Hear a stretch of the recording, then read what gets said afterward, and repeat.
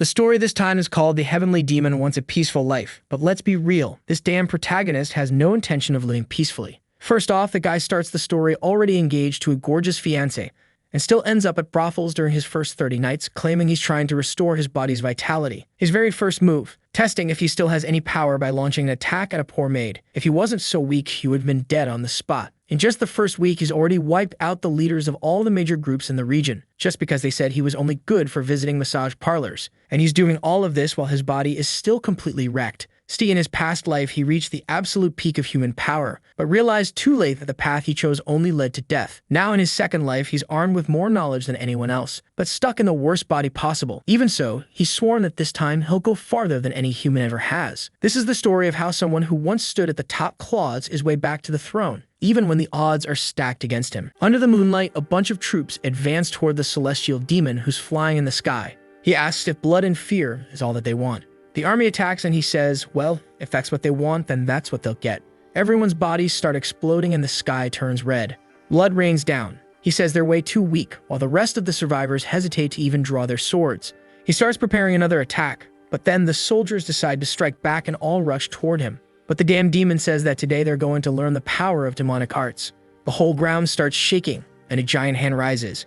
It goes after the army, who starts trying to flee, but they get crushed and dragged.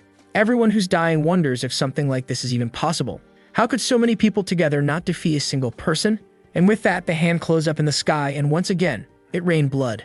The demon smiled and asked where the next challengers were. But the battlefield, now covered in corpses, was silent. Until suddenly, he felt something and clutched his chest.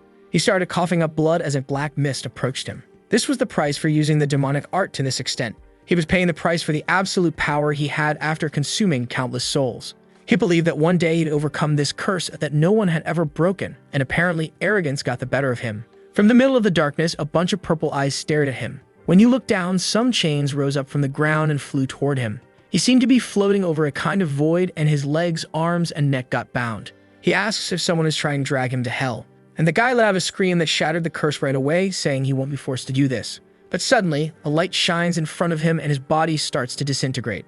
That's when he realizes the demonic art he used his entire life was truly inescapable. If he had a chance in another life, he'd follow a different path. He says he wants a peaceful, quiet life. But guys, like I already warned you, I read up to chapter 5. I can guarantee he doesn't want a peaceful life. Not at all. Somewhere with that classic Japanese-style scenery, the boy is standing in front of a lake. That's when the maid Susu shows up and tells him to eat before it gets cold. The boy raises his hand and slashes at her, like he wanted to slice her neck with power. That's Biep-Tezan, our reincarnated celestial demon.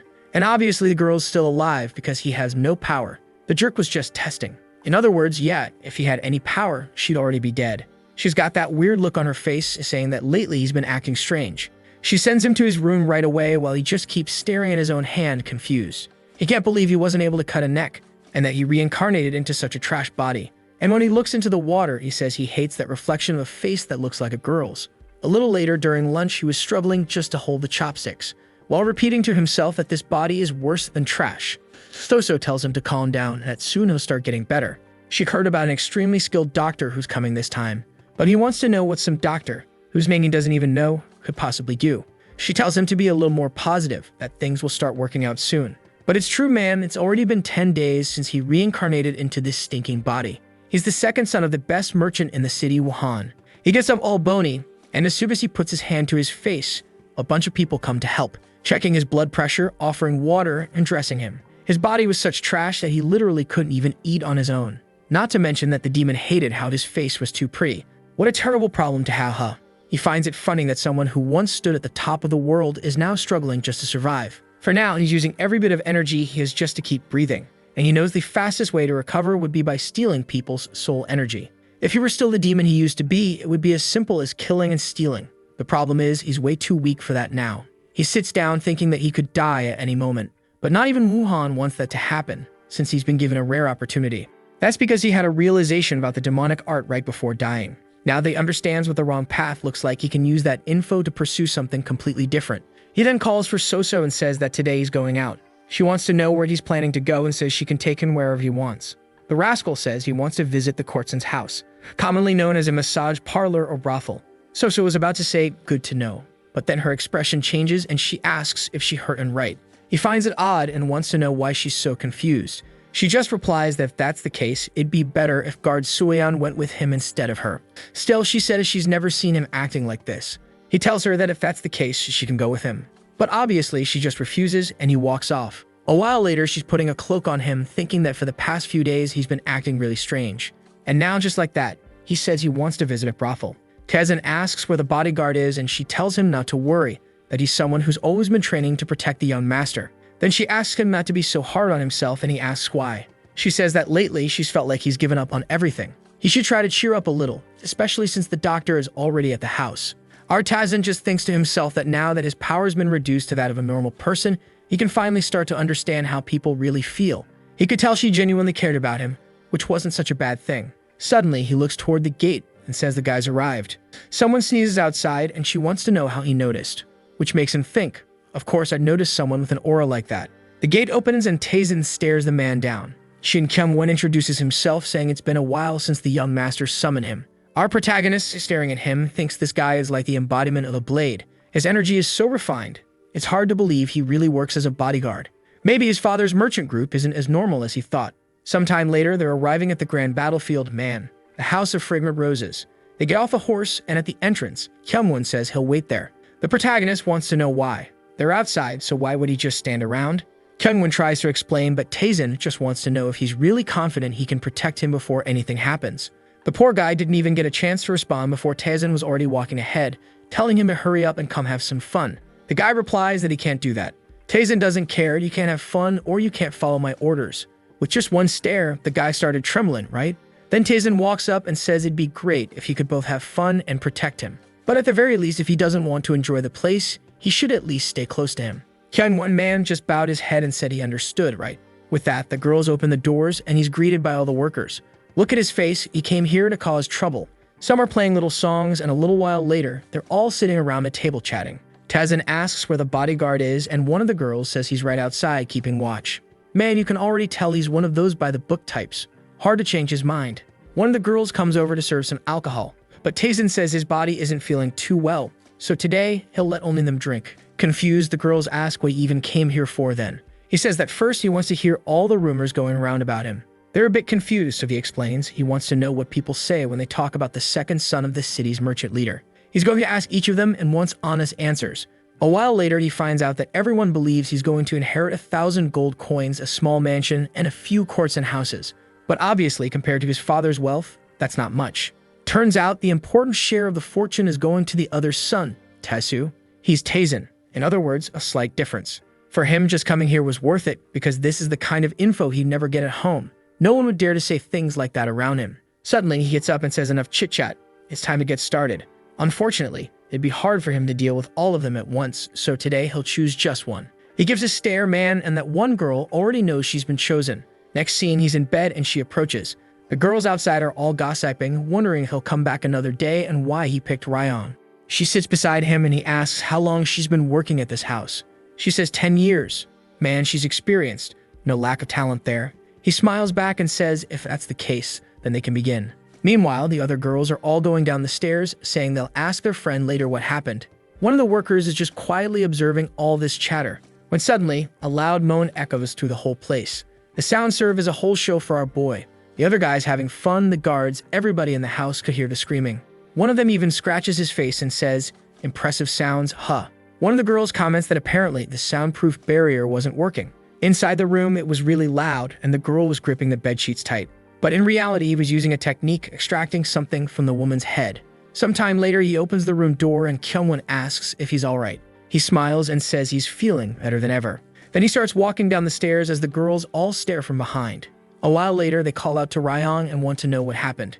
She was 100% alive, and not only that, they all start saying she looked even more beautiful. Her skin and hair were more radiant. Her eyelashes seemed longer. They were all confused about what happened. Had the guy given her some kind of elixir or something? She says that's not quite it. She doesn't remember what happened. But her body feels incredibly light, like she's been reborn. What exactly did that rascal do to leave her feeling like that? Meanwhile, back at the house where he lives, Soso is doing laundry, wondering if the boy passed out in the courtesan's house. When suddenly, the gate opens. And when she sees it's our boy, 100% alive and well. She runs up asking if he really went to see a courtesan and came back all in one piece. He doesn't answer. just tells her to ask Kyungwon. The guy's standing there all awkward, like he doesn't really want to explain anything. But she already noticed. The boy seemed just fine. A while later, back in his room, there he was, concentrating the energy he absorbed from her. Even with all the power he took in, he only managed to restore a small part of his body. The truth is, what he took from her wasn't really life energy or anything like that. In his past life, every time he absorbed energy, he killed people, but that caused side effects. So instead of absorbing death-filled negative energy, now he was purifying the person's thoughts, soul, and body, and then absorbing that energy in a sort of purer state. That was the realization he apparently had at the end of his life, when he started disintegrating and finally understood why everything had gone wrong. That's exactly why he went to the courtesan's house, because those women for sure had been through a lot in life. So he already knew they'd have plenty inside to purify. But still, the biggest problem for him is this filthy body of his. Looks like he's going to have to visit that house a lot for a while. 10 days go by and the girls, man and woman alike, are all running through the halls in a frenzy, saying they can't believe how often he's been coming there, especially with that weak little body of his. All of them are eager to get a chance with the guy, since after the purification, they do get a visual upgrade. Not to mention, he's the son of a rich family, so well, if he happened to fall for one of them, that'd be her golden ticket to a new life. Walking through the halls, all of them are staring, trying to seduce the rascal. While he's throwing compliments around, another girl's feeling left out. The owner of the house is pissed that this bastard's been showing up every single day. A mysterious voice asks if they should try strengthening the soundproofing, to which she replies that she's already tried all kinds, but it's useless. Every time that bastard comes in, it's nothing but screaming in that room. Even the other customers are starting to complain. But then she asks if the shadow ghost doesn't find it strange that someone who is practically on their deathbed is suddenly acting like this. And why is he coming specifically to this courtesan house when his family owns some of their own? The shadow asks if they should try finding out what these guys are plotting. She replies that for now it's better not to. After all, they're the most powerful merchant group in the city. First, she needs to figure out exactly what is going on inside those rooms. Meanwhile, our boy's walking down the hallway, still being chased by all of them. Just seeing the guy makes all the girls smile with those dumb love-struck faces. But as he looks around, he tells himself that today he's in the mood for more of a challenge, and wonders where she is. He turns to one of the attendants and says, "Bring out all the working girls," which leaves the man confused. He replies that the most beautiful and popular ones are already right there. The ones who aren't present are the ones who don't draw much attention. But the rascal already spotted one in the back. He walks through the crowd, saying he decides who draws attention. The girls look like they're fuming as they see he's heading toward the ugliest of them all. He asks for the name of the girl, all surrounded by this dark aura, and she replies, Danyang. He says it's nice to meet her, and that today he's going to need her services. The other girls are all whispering that this guy sure has a unique taste. He keeps walking through the hallways while noticing that she had an extremely depressive energy. Most likely, she was full of things to purify, exactly the kind of person he needed. Now that he was recovering part of his body's health, it was time for a slightly harder challenge. He bursts open the door, but pauses for a moment. Then he smiles and says, "Just look at these bastards." He calls for Kyungwon and asks for his sword. As soon as it's handed to him, he throws it up and the blade stops, hitting the ceiling over the bed. Blood drips from the blade, and right then they realize there was an assassin in the room. The protagonist just comments that the guy is still alive, which makes him mad at himself, right? Man, he caught the guy off guard and still couldn't finish him. But seeing the blood dripping in the room, Danyang wasn't too thrilled about the situation. Our guy just tells Kyungwon to handle it because he had some business to take care of with the girl. He calls out to Danyang and tells her to get ready, because today he was going to suck the soul out of her body. "Oh, you silly dog, you only say that because you mean it literally, huh? If it were in the other sense, I doubt you'd be talking all tough like that." Meanwhile, back at the mansion, Yun. A girl standing up says she heard that the second master of the house has been visiting courtesans every night.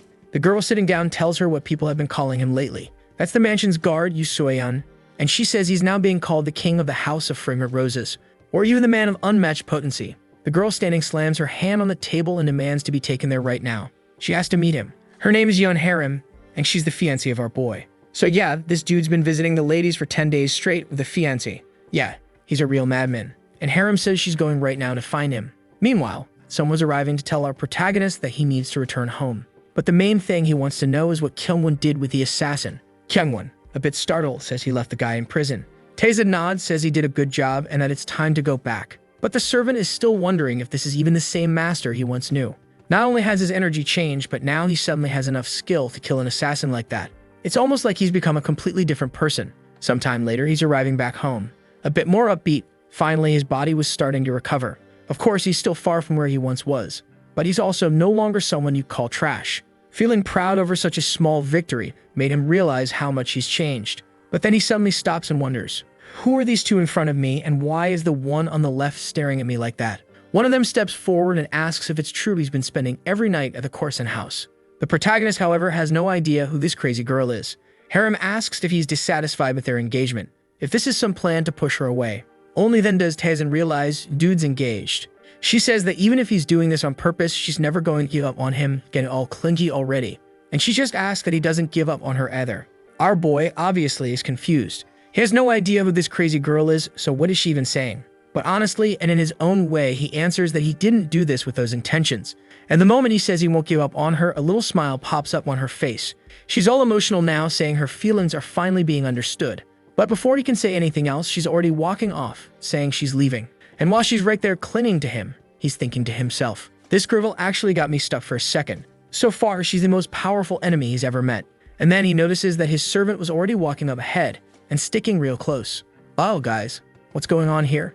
A while later, Soso is giving our boy a bath fully clothed, asking if he ran into Miss Yan on his way back. He wants to know how she already knows that, and she says she's got eyes and ears all over this place. But he's already sure. She must have been the one who ratted him out to those two, right?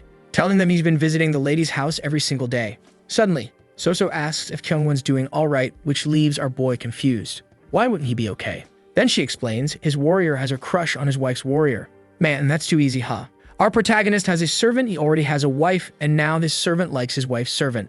What the heck? It's all perfectly balanced. 1 + 1 is 2, or in this case, 2 + 2 is 4. And now that all makes sense. Why, as soon as he passed by his wife, Kyungwon was already up ahead walking fast. Honestly, it's just weird seeing relationships where there's respect without fear, man. Because in the life he lived before, that separation didn't exist. If you wanted respect, people had to be afraid of you. But he's not hating this, which makes him wonder if his soul is being influenced by the body he's in now. Sometime later inside the prison, Kyungwon says he disabled the guy's movements using pressure points. Taesin just thanks him and tells him to open the cell. When he walks in, he observes the guy and smiles. His body was full of dark energy, which was obvious for an assassin. And for our boy, who loves some evil energy, this was basically a feast. He tells Kyungwon to stay outside, but the guy seems to hesitate. He says it's too dangerous and asks what Taesin's planning to do when they're alone. But Taesin, cool as ever, just asks how he's going to help anyway. I mean, he didn't even notice that the assassin was on the bed that night. Kyungwon gets a little embarrassed and tries to explain himself. But man, Taesin just says, I'm not repeating myself. That's when the boy goes cold and says, understood. He closes the cell and waits outside. Once again, he couldn't believe that the young master he always knew was now giving off pressure like that. For a second, it felt like he was standing face to face with a martial arts master. Suddenly, screaming breaks out from inside the cell and Kyungwon draws his sword. But he quickly realizes it's not the young master's voice, it's the criminal screaming. What he really wants to know is what the heck is going on in there. Obviously, Taesin was extracting the man's soul energy. And seeing just how corrupted that energy was, he realized this guy was way more dangerous than he expected. Suddenly, though, he realizes the soul was too corrupted for him. He has to cancel the transfer and wonders if it was just too much for him to handle. To purify properly, obviously, the process has to go until only clean energy is left. But in this guy's case, the soul was so tainted that it would have ended up affecting Taesin's own soul, so he had to back off. Looks like this guy is way too dangerous to handle right now. So for now, he'll have to stick to resolving things through the courtsons. Meanwhile, at the House of Fragrant Roses, the madam is biting her nails, trying to figure out what's going on. It had been 2 days since her shadow assassin was captured by Taesin, but so far, the guy hadn't shown up again. The servant is there, not really sure what to say, when suddenly someone bursts in and calls for the madam, saying she needs to come right now. That's when the shadow ghost enters, but the guy says something's off about him. The madam asks why he's all twisted up and trembling like that. She immediately orders them to strike the pressure points to release him, whatever's wrong with him. The guy obeys and hits a point on the back of the neck. But then, the man's body starts to fall apart. Before either of them can understand what's happening, he collapses like a puddle of jelly, only his skeleton left behind. Right then and there, she's sure this is the work of the merchant group, the one tied to Taesin's family. She asks, where is Danyang? The guy responds that they were planning to send Danyang to the master of the Crimson Dragon clan. But the madam says they won't be doing that anymore. Instead, they're going to send Danyang to Master Taesin, not that other guy. The servant hesitates, saying that's insane. Obviously, the Dragon Master will come after them once he finds out. A vicious man like that, if he hears about this, would start destroying everything in sight. Even so, the madam simply says to obey and cancel her scheduled visit. The House of Fragrant Roses would be sending a new gift to young Taesin. Some time passes, and a strange rumor starts spreading in the brothel. The girls say that if you spend a night with him, you wake up more beautiful than ever, almost like you've been reborn. On top of that, it seems like you become addicted and just want to be near the boy. Some of them were even calling him a divine being who crossed time itself, and those rumors were spreading like wildfire. The madam always thought it was just an exaggerated rumor going around among the hardworking girls. But now here was Danyang right in front of her, saying she wanted to serve the boy. The madam laughs, wanting to know why out of nowhere she wants to drop everything and go be with Taesin. Looks like she fell in love with him, but that would only be possible if he paid off all her debts. Danyang says he didn't mention anything like that it's just her intention. Suddenly, the madam's expression changes. She says she has no idea what kind of conversation the two of them had. But Danyang is nothing more than property of this house and will stay here until every last debt is paid. She's to obey and prepare to meet the Crimson Clan's master. Now I got a little confused. She went through all that, but in the next scene, there's Danyang standing outside Taesin's house. Looks like this was before that talk. She must have made her decision after that and changed the madam's mind. So now Danyang is there because obviously she was sent by the madam after she changed the plan. Her problem though is that she's feeling all insecure, not sure if the boy is going to accept her. What if he thinks she's too dirty? Even with all that risk, she wanted to see him again. Girl, this boy's been going to the brothel for 30 days straight.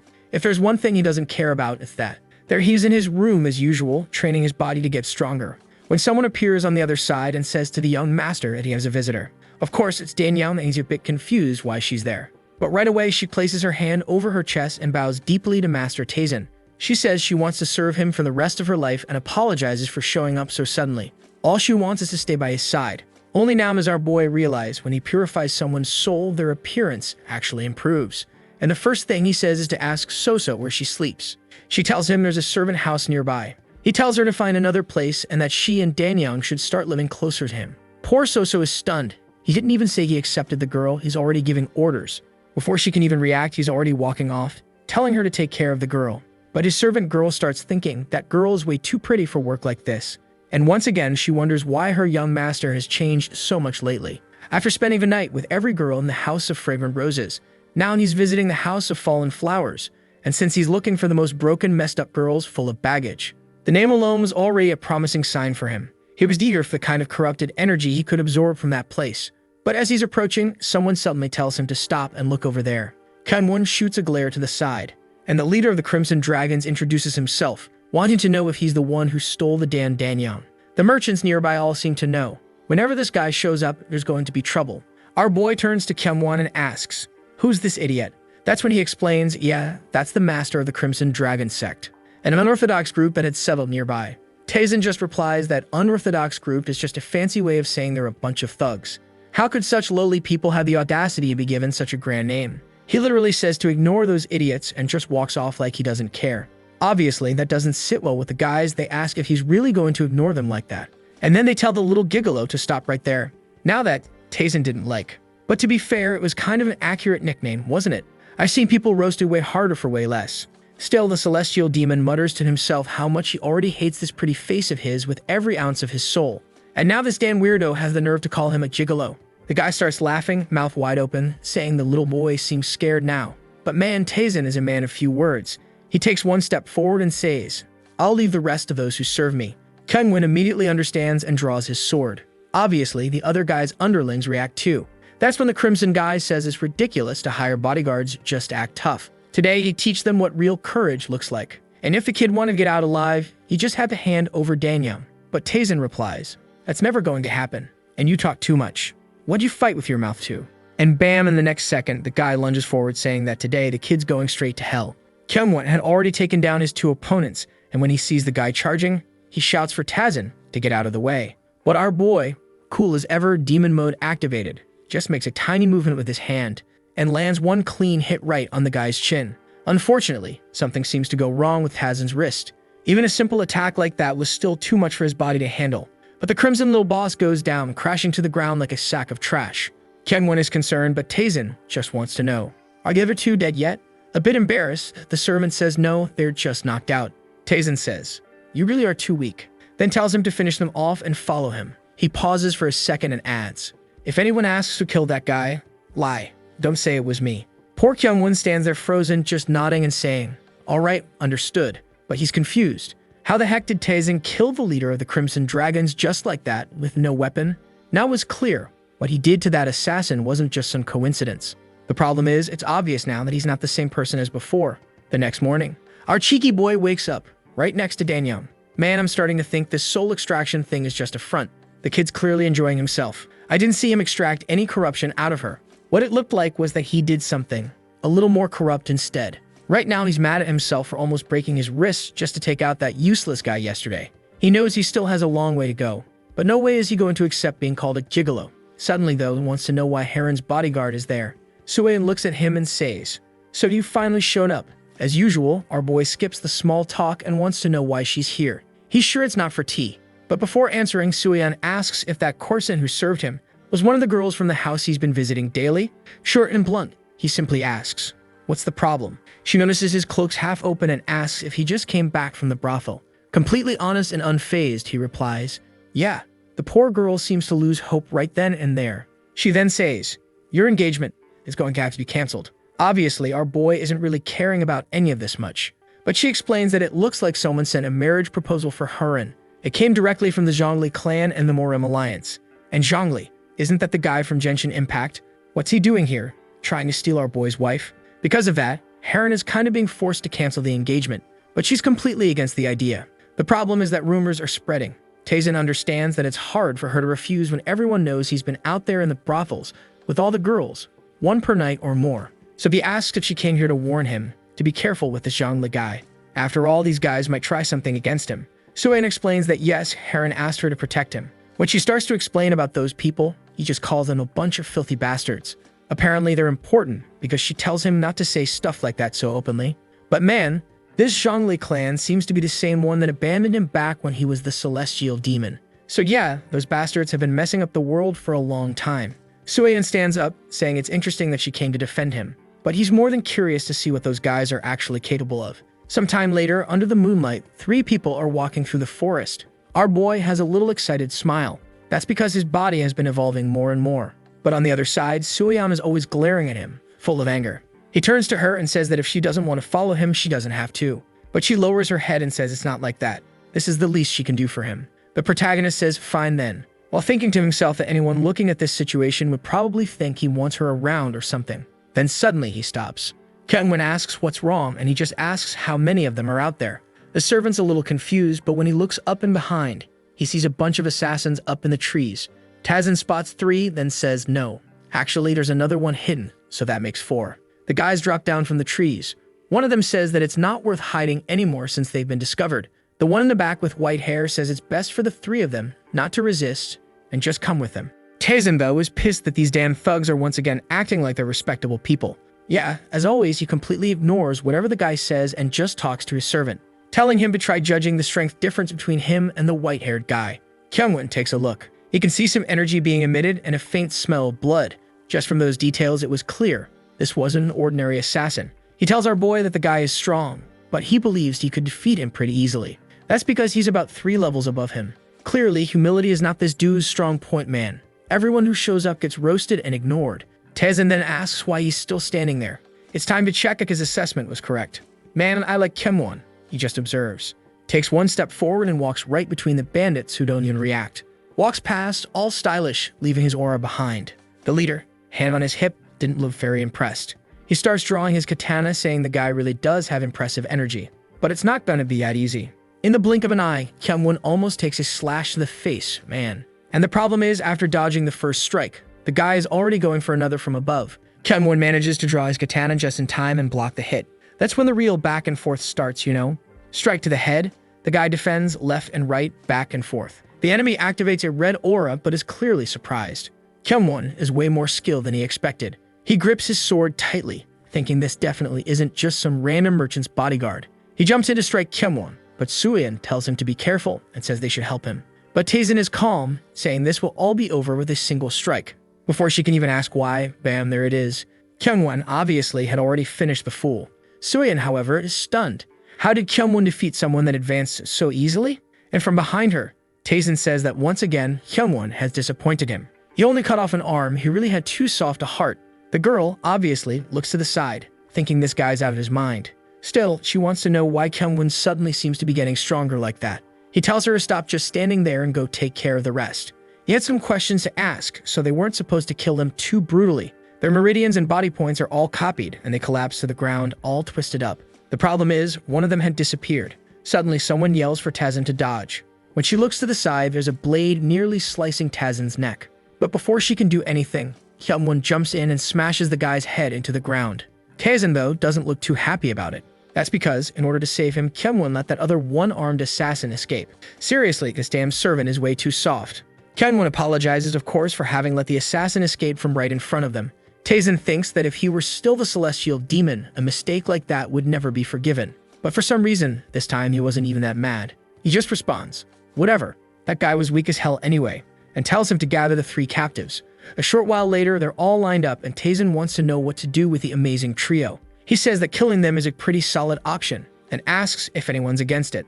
Obviously, the only ones against it are the 3 on the ground, begging for mercy. But Tazen just replies that since no one's sharing any info, he's gonna start torturing them, which of course makes them start talking. They say they were sent by the Crimson Dragon sect, that it was an order from the vice leader and anyone who refused would get beaten up too, so they had no choice.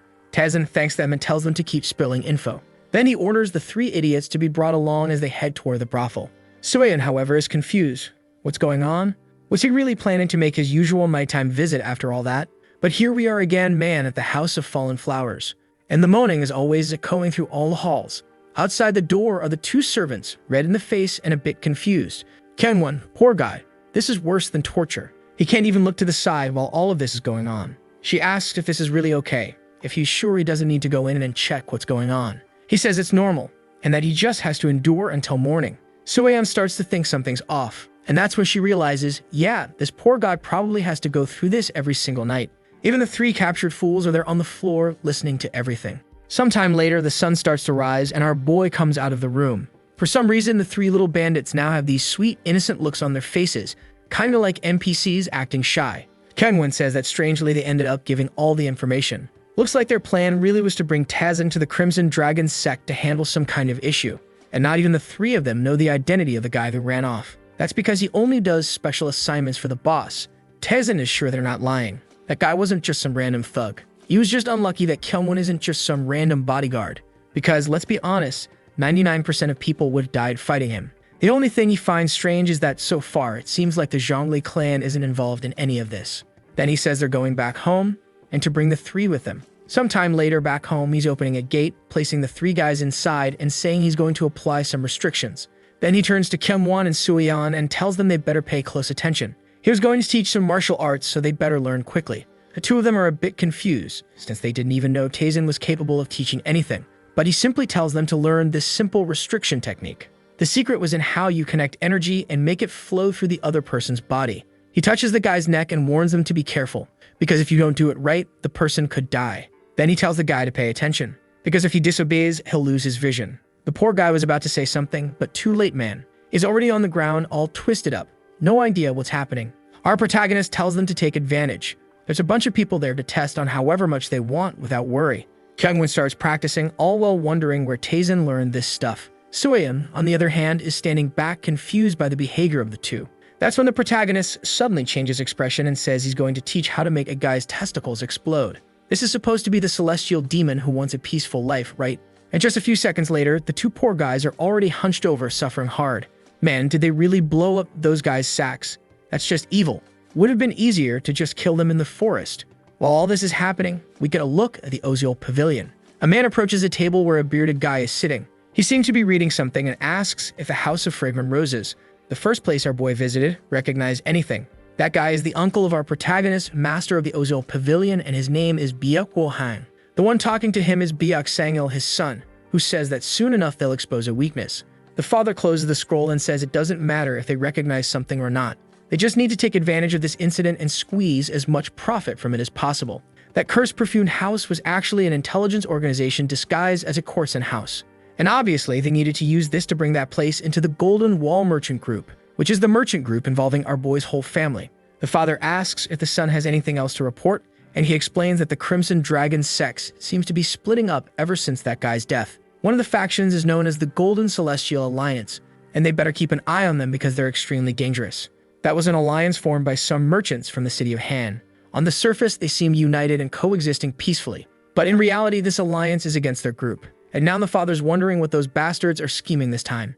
The son replies that he'll keep an eye out, and if he notices anything suspicious, he'll report it immediately. After a moment of silence, the old man decides to ask, "What's this I'm hearing about Taisen being called the King of the Nights?" He wants to know if the boy is using some kind of special medicine, or what exactly he's taking to be so full of energy. The son replies that he hasn't heard of any medicine. He thinks the kid's just in poor health from spending too much of it on the girls at the brothel. The way he's pouring all that energy into that place, considering his current health condition, is dangerous. He's only shortening his own lifespan. The uncle says he understands.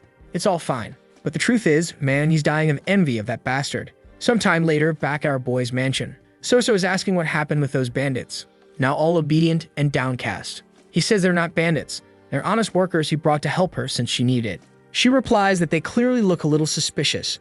Taisen just thinks to himself that if she didn't want help, then she shouldn't have asked for it in the first place. But the truth is, man, Soso is starting to think our boy is actually a kind person. He brought in these poor guys who clearly look like they're dying to start working. Taisen then says that now they're going to get new names. From left to right, they would be Black 1, Black 2, and Black 3. The guys obviously are confused, but with just one stare, they smack their foreheads on the floor and thank him, saying it's amazing to be Black 1, Black 2, and Black 3.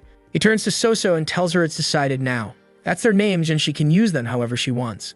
Then he asks where Kyungwon is because he hasn't seen him for a while. She scratches her chin and says that around this time of day he's usually training. Our boy looks up the sky, saying that guy lives an absurdly honest life for someone who's just a merchant's guard. I'm not sure if that was praise or just a roast for guy. And there he is again, man, Kyungwon, practicing his sword movements, thinking to himself that it's unbelievable how Taisen took that guy out with just one hit to the chin. He's never seen a technique like that, so how did he do something like that? Kyungwon has never regretted being part of the Sword of the Dragon organization. His job there with the merchants was simple. Whenever a crisis happened, it was his job to help. As long as he keeps that in check, he gets paid really well. But it's also true that the longer it takes him to get stronger, the more anxious he becomes.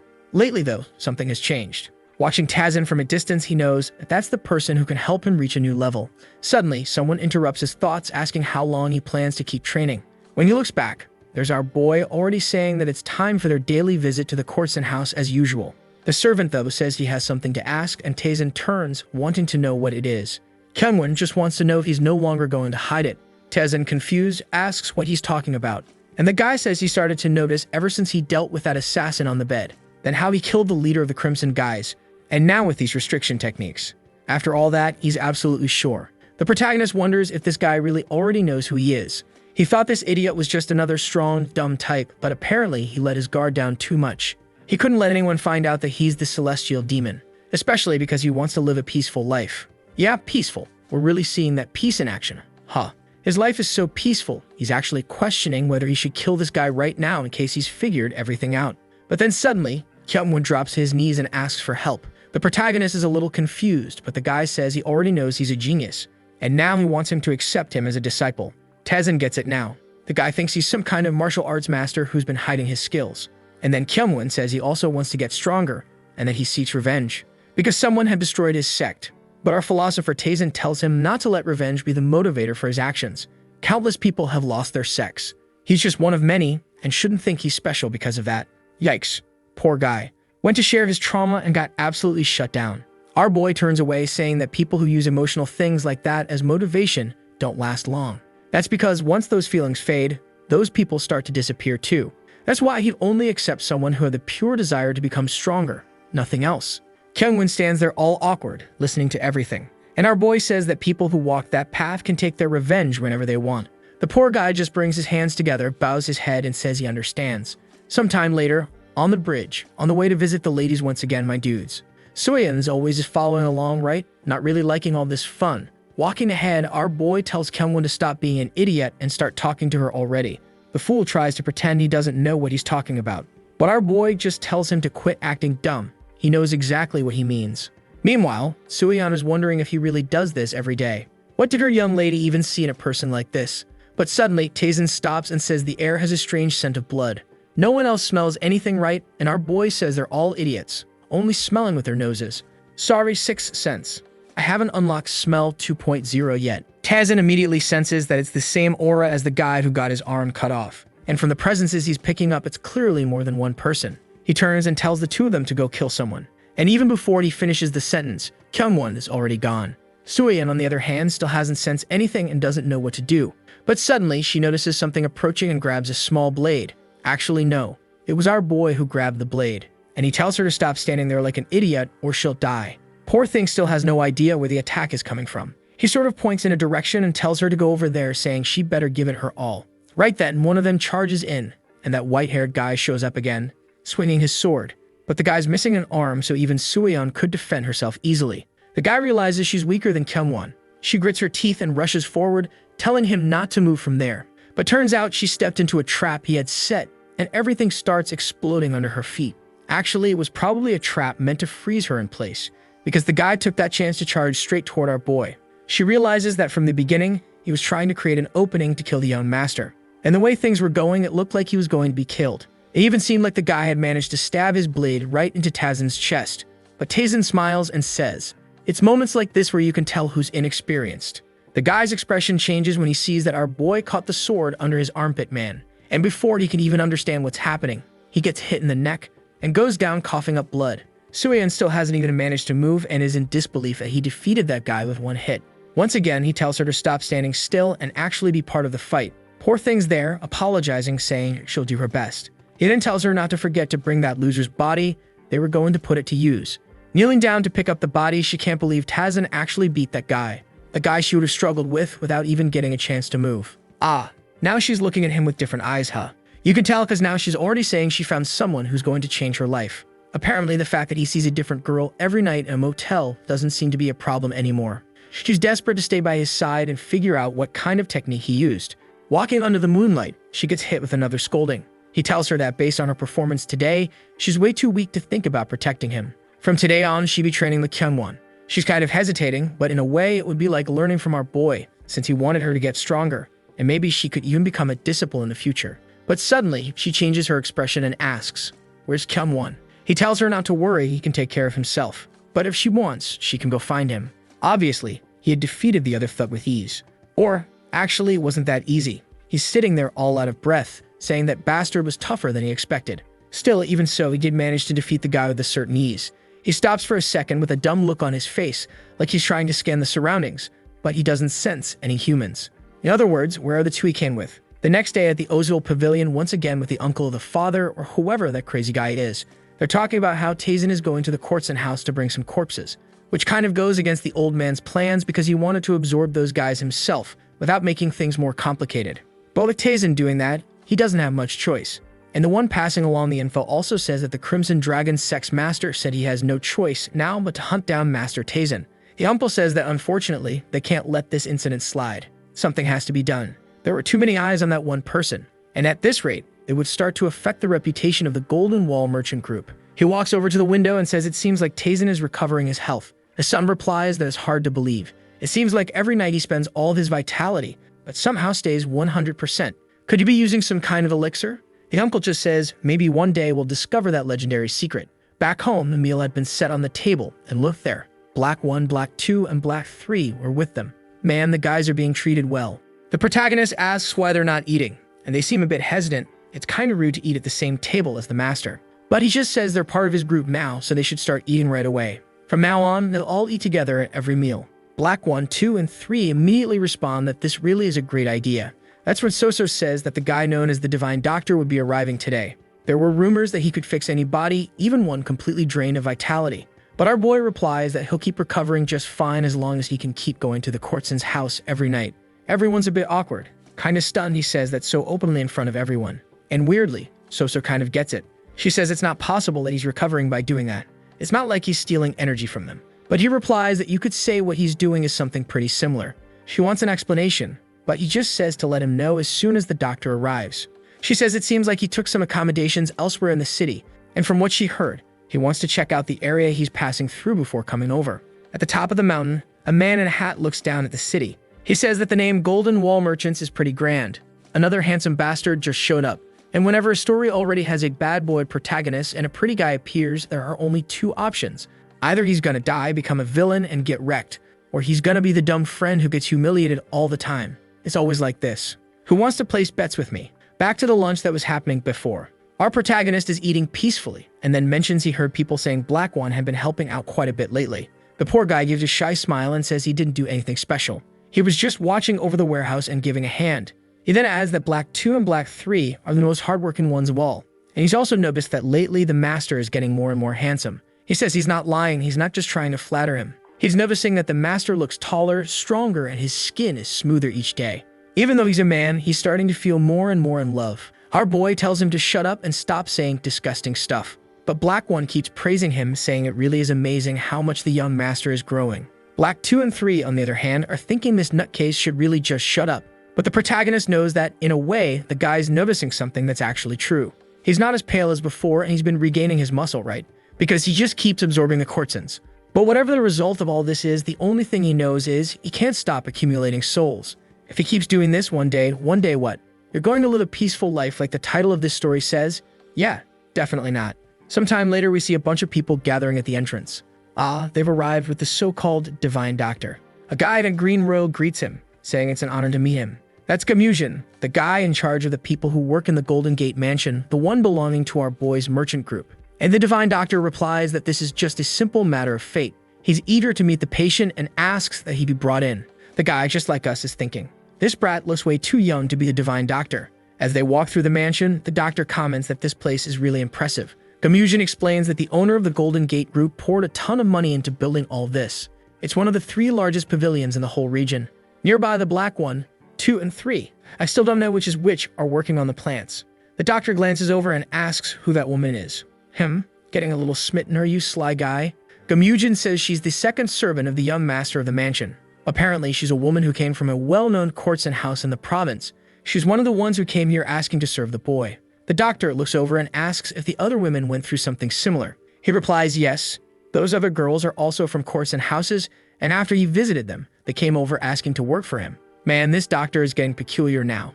He says each of them has an extremely rare body constitution, and he wants them for himself. Gamujin thinks to himself that he never imagined the Divine Master would be a guy so interested in multiple women. A bit awkward, he says he understands what he means, especially since they're all very beautiful. But the doctor cuts him off and says he's referring strictly to their physical constitution. He's not talking about physical appearance, right? Most likely he means their bodies are pure, like smell. Someone in that state could learn anything they wanted. Gamujin apologizes for misunderstanding, and the doctor says it's fine. He just wants to know if he can take them all as disciples. Gamujin starts trembling a bit because, after all, they all belong to the young master. And the doctor says that if the guy agrees, it'll be a favor he'll never forget. With that sly little smile, he's sure that no matter how wonderful those girls are, only an idiot wouldn't take the chance to form a relationship with him. Yeah, fellas.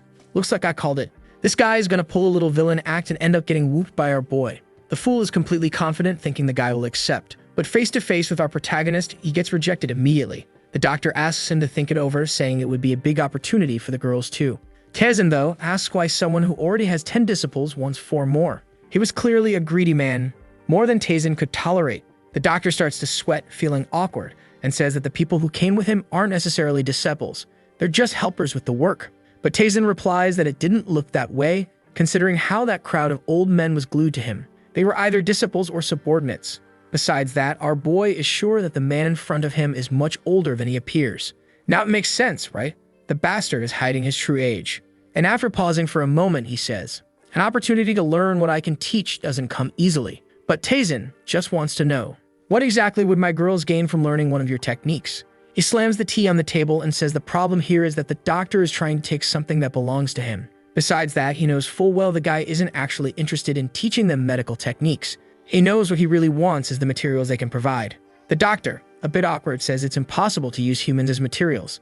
But deep down, he's thinking that the protagonist crossed a line by saying that. The boy in front of him had weak energy and a lousy body. Maybe he should just kill him here and now. If he said the boy died in the middle of treatment, no one would probably care. But then, man, something comes flying toward him and hits right in the middle of his forehead. Boom, his hat is sliced, and Tezen just asks if he really looks like an easy target to him, and warns that what the doctor understands about martial arts is less than the bare minimum to even think about messing with him.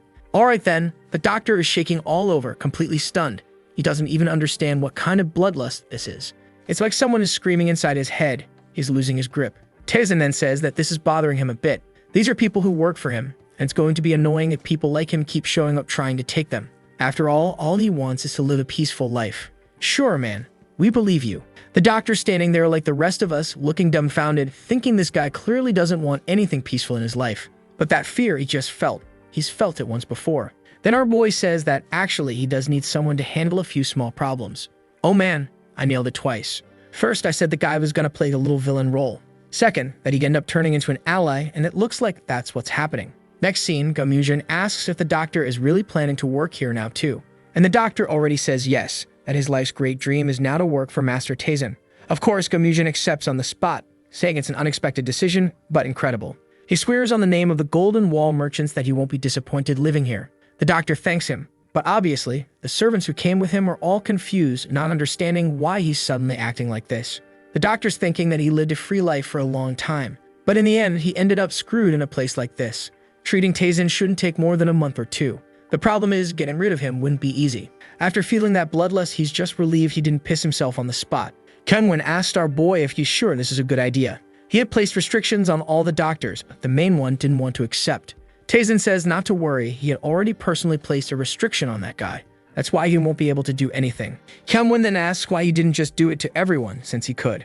And our boy gives the obvious answer. He's still really sick and doesn't have the energy to waste doing that. Plus, it's important to understand that those guys aren't normal doctors. Suddenly, the doctor appears right next to them, and already says that his new job now is to take care of Master Tazen's health at all times.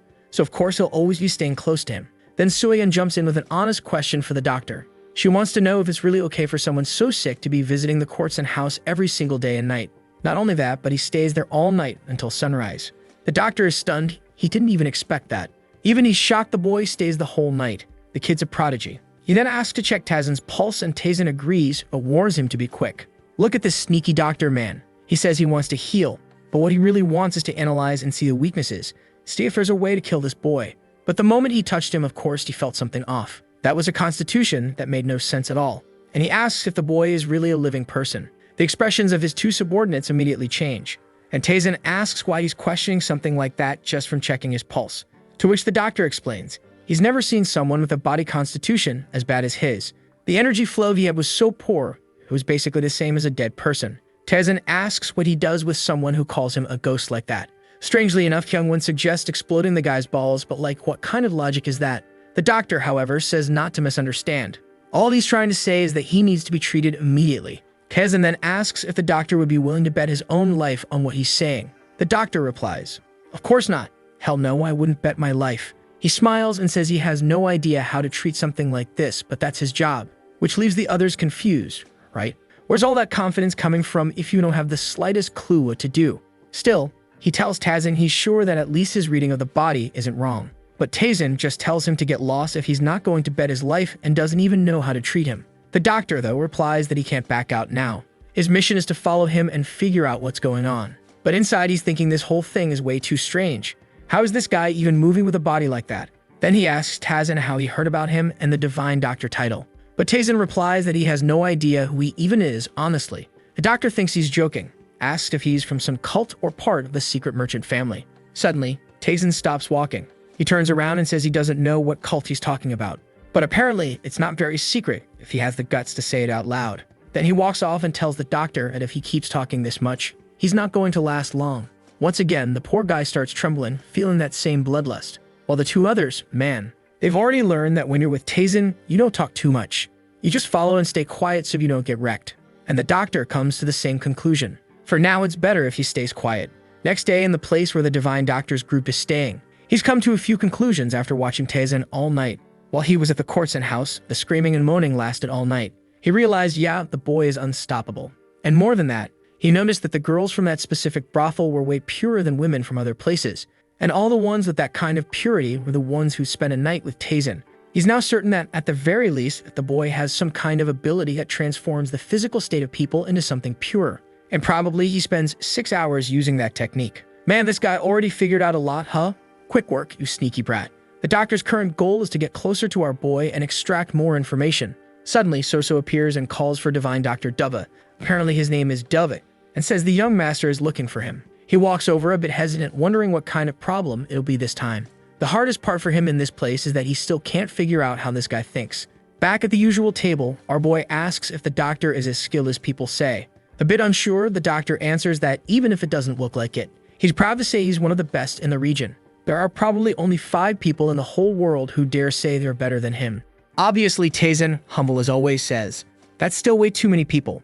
And Dubby says that no matter how good he gets, he still can't compare to people like the Poison Demon and the immortal of healing. That's when Sueyeon asks if the people he's talking about also include the cultist demon, to which he replies yes, the demonic cult has someone who's more skilled than him, but nobody knows exactly who that person is, and it seems they've become even harder to find now since they tried to go into hiding. Taesin wants to know what exactly the demonic cult is trying so hard to hide. Sueyeon just answers, that's the real problem. Everyone wants to know that. What they do know is that he's using some kind of illusion enchantment that separates him from this world, a power that can only be broken if you have the key. Taesin recognizes that technique as the Mystic Sky Enchantment. It's only activated when the leader of the cult dies, and the key to undoing this power is the birth of a new leader. That's because you can't pass through the barrier unless you are the leader yourself. He remembers having killed all the candidates to become the celestial demon in his past life, so unless a new one appears, they won't be able to leave that place. Back in the meeting, he says he's not there to talk about that. He just wants to know if the doctor can reattach a severed limb. The doctor gives a sly smile and says that would be easy. Obviously, it's never the same as someone who never lost their arm, but he can restore a destroyed limb as if it had been cleanly cut. Taesin wants to know which limbs and organs he can do that with, and the doctor replies most limbs and most organs. He can save anyone as long as they were killed instantly. Taesin says that's excellent news and tells him to keep an eye on the training of the other two. The doctor's a bit confused and says he doesn't know anything about martial arts. He spent his whole life studying medicine. But Taesin tells the two of them that now they can train in the perfect way, since they now have someone who can make sure they don't die instantly. They're allowed to cut off each other's limbs, as long as the head stays on. Of course, the two servants immediately understand what he means, and they're standing there trembling, asking for a clearer explanation. Taesin tells them, the way to become stronger is to fight for your life truly. You'll evolve way faster than anyone else if you fight each other like you actually want to kill. The two of them are already shaking, which means they'll have to slice off each other's limbs while the doctor reconnects them afterward. Our boy tells the doctor that his job is to make sure neither of them dies.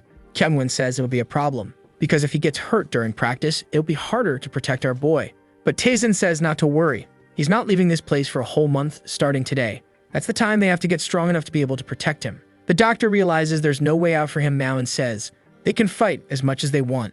As long as they don't die instantly, I can heal them. Besides that, he's sure this training method will get results. Their abilities will improve tremendously. The doctor's confident this method will work because it started with the celestial demon from long ago. Boom! 1 month has passed already. And guess what? We're back at the courtesy house. In the middle of training, Kyungwon sees an opening and goes to slash Sueyeon in the neck. She barely dodges but still takes a small cut on the cheek. But now that she realizes he's going all in like this, she decides to go in for the kill too, and he hesitates for a second, and she comes at him with a slash that scrapes under his chin. That's when someone claps and says the training's over for today. It's the doctor, saying it's time to apply the healing cream. The two of them are standing there trembling. Clearly, this was way worse than fighting. That's when Kyungwon says he doesn't need something like this. The injuries from today weren't even that serious. But Double replies that that's not true. He's covered in wounds all over his body. Even if it hurts a little, this is the most effective way to get them back to training as fast as possible. At that moment, Taesin opens the door and says that this healing medicine is really good. Everyone is startled to see that our boy has arrived. And Double wants to know what he's doing there, because our boy responds that he said 30 days ago he would come back after a month. W asks if he's alright, and right away, Taesin stretches out his fist, causing the poor guy to flinch. But of course, our boy just tells him to check his pulse if he's that curious. The second he analyzes it, W's expression changes. He asks how he managed to restore his body like that. What Taesin did was almost obvious. He used the energy he absorbed from the girls at the courtesy house to fix up his wrecked body a bit. The only issue is that in the process, he realized the soul he has now is different from the one he had before. In the past, his energy was violent and destructive. Now it's actually more compact and durable. The problem is that it's extremely hard to control. On the other hand, once he masters it, he'll be capable of creating the perfect body. Back to the present, he tells the doctor to stop purposely making the cream more painful just to make them suffer. Clearly, he's been torturing the two without any real reason. Right then, Kyungwon realizes that all the pain he's been enduring was because of the damn doctor, and says they're going to have a little chat. All scared and off-kilter, W tries to say that his subordinates went through a rough time to get that information, but Taesin just says he's living way too comfortable a life. The doctor, though, poor guy, is suffering, saying it's hard to train those two, keep applying ointments all the time, heal their wounds, and still do everything else. You need to be two people to handle so much. Taesin asks if he's suggesting that he wants to have his body split in half, to which he replies with a crooked face that the joke's not funny. Every time our guy threatens him, he remembers something scary from his past. Taesin finds that strange and wonders if this guy used to belong to the Sacred Demon Clan, a group that existed all over to gather information. Each of its members disguised themselves in cities as bodyguards, merchants, and doctors. W was probably one of those who lived as a doctor. That makes the boy wonder if he might have known or knows about the old life he used to live. W then says it's strange that our guy is so interested in the Zhongli clan. Probably the daughter of the Yan mansion must have been stunning. The king of the brothel is thinking that, yeah, she really is beautiful. In a way, she even reminded him of someone from the past. Oh snap, I thought he was going to say something like, but I don't care about her. But nope, that was it. Dudes in love, huh? Dub is asking if they shouldn't add a few more bodyguards, since the Zhongli clan is pretty dangerous. But the protagonist just replies that he's a scared little kitty. Obviously, he wouldn't need anything like that. That Zhongli clan is going to be a piece of cake to deal with. Back when he was the celestial demon and most clans were losing to his sacred clan, only the Zhongli clan ran away. He tried going after them to not let those bastards get away, but when they found them, they had already burned everything and vanished. Now he's eager to see what those bastards' lives are like today. At the Yan mansion, an old man is standing there face to face with our protagonist, eyes wide, saying that apparently Dr. W really is impressive. His body seems to have improved a lot. That man is the master of the Yan mansion, and Heron's father. Tazen says he's still far from regaining the power he once had, but he'll get there eventually. Nothing suspicious about that line, right? Doesn't give off reincarnated vibes at all. Master Yan laughs and says it's been a long time since they've seen each other, and the boys changed a lot. It's just a shame things have gotten so complicated this time. Seems like the Zhongli clan is really determined to go through with this. They're refusing to acknowledge his marriage to Heron, and on top of that, there are a lot of people on their side. And obviously, if Tazen doesn't accept the humiliation, they'll probably target the Golden Gate merchant group. The protagonist replies that he'll try to settle it, while angrily saying those damned Zhongli never change. They're trying to use his marriage to, in the end, steal both the merchant group and the Yan mansion. Next scene, there's the protagonist's group of Black 1, 2, and 3. When he was about to leave the house, someone put a hand on the door. A 3-meter-tall lunatic asked if he was Biuk Tazen, and this one's the newest son of the Wong family, known as Wong. Right away, our boy already knew it was him. Then this Wong says he heard that our guy has bad performance in bed. Excuse me? If there's one trait our guy's known for, in a good way, it's that, man. You're way off. But the dude asks if Tazen wants to learn a lesson. Dang, now I just realized it's not Black 1, 2, and 3. It's Wong's group, man, who are ready to throw down. Wong is standing there with that face of a side character who's about to get beat up, asking if our guy wants a private chat. Tazen asks if it's just going to be the two of them, with no one following. Weirdly, Kyungwon suddenly yells that our guy can't just shut down the dude like that. To which Wong laughs, saying that apparently even his bodyguard is pretty arrogant. He was asking for a lesson using his boys. Tazen thanks him, saying that Kyungwon just finished his training recently and a duel would be perfect. Looks like, man, our guy is going with Wong and leaving Kyungwon to handle those guys there. In other words, one's gonna die over there and one's gonna die over here. Those poor guys, probably weaker than Black 1, 2, and 3, draw their swords saying it can be a fight, but if someone dies, it's no problem. Right nearby is Dove, finding this development pretty interesting since those guys were the elite of Zhongli. He's eager to see the result of all that training. But on the other hand, he's gonna stay a bit further away, right? Fighting's not his thing. In another part of the mansion, Wong is in front of the lake and asks if the place isn't decent. Tazen just replies that the guy is quite dedicated. You just arrived and already found a place like that. To which Wong replies that it's only natural, since he's been waiting for this moment for a long time. Tazen might not know, but he's extremely skilled when it comes to inflicting pain. Our boy is standing with arms crossed, sighing, saying he's looking forward to seeing that. But before all that, he just wanted to know if the guy really has any desire to marry Heron. Wong replies yes, she's pretty enough to earn more than one look from him.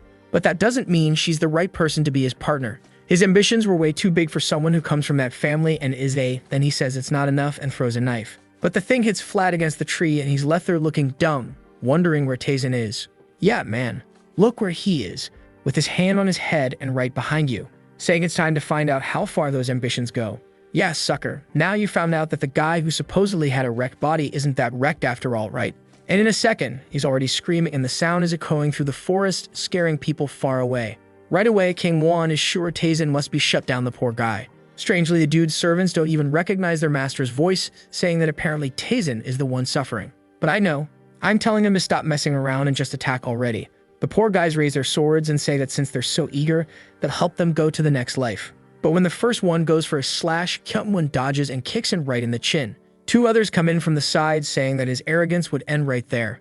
But as soon as he looked back, bam, something smacked the sucker in the face. A sword sheath rolled in and Suyin told him to come play with her too. Ah, sweethearts, standing side by side like the perfect duo. Both swearing they wouldn't let Tazen down and would show the results of their training. Meanwhile, our guy is stealing all the evil energy. I think, from that sucker Wong, wanting to know where all that arrogance went. But the guy didn't need to worry. Taizan would only extract half his energy, since in this life he doesn't want to kill anyone. He's got amnesia or something. Did he forget he already killed plenty of people? Back at the mansion, obviously the sucker's servant is being shredded up and dropped on the ground like trash. A few seconds later, everyone was kissing the pavement. Suyeon says that for a moment she had her doubts, but they really did it. Kyungwon smiles and says it's thanks to the trust they have in the young master. She, however, finds it strange. It shouldn't be easy for them to defeat warriors from the Zhangli clan. So how did it happen? He says he has no idea, he just knows that if it weren't for Taizan, they'd be the ones on the ground right now. The truth is, before they came to this place, our guy had passed on all the information about how those guys fought. And obviously, it was like he knew every single detail about them. Even though at first he felt unsure, during the fight it became clear that it was extremely easy to predict everything they were going to do.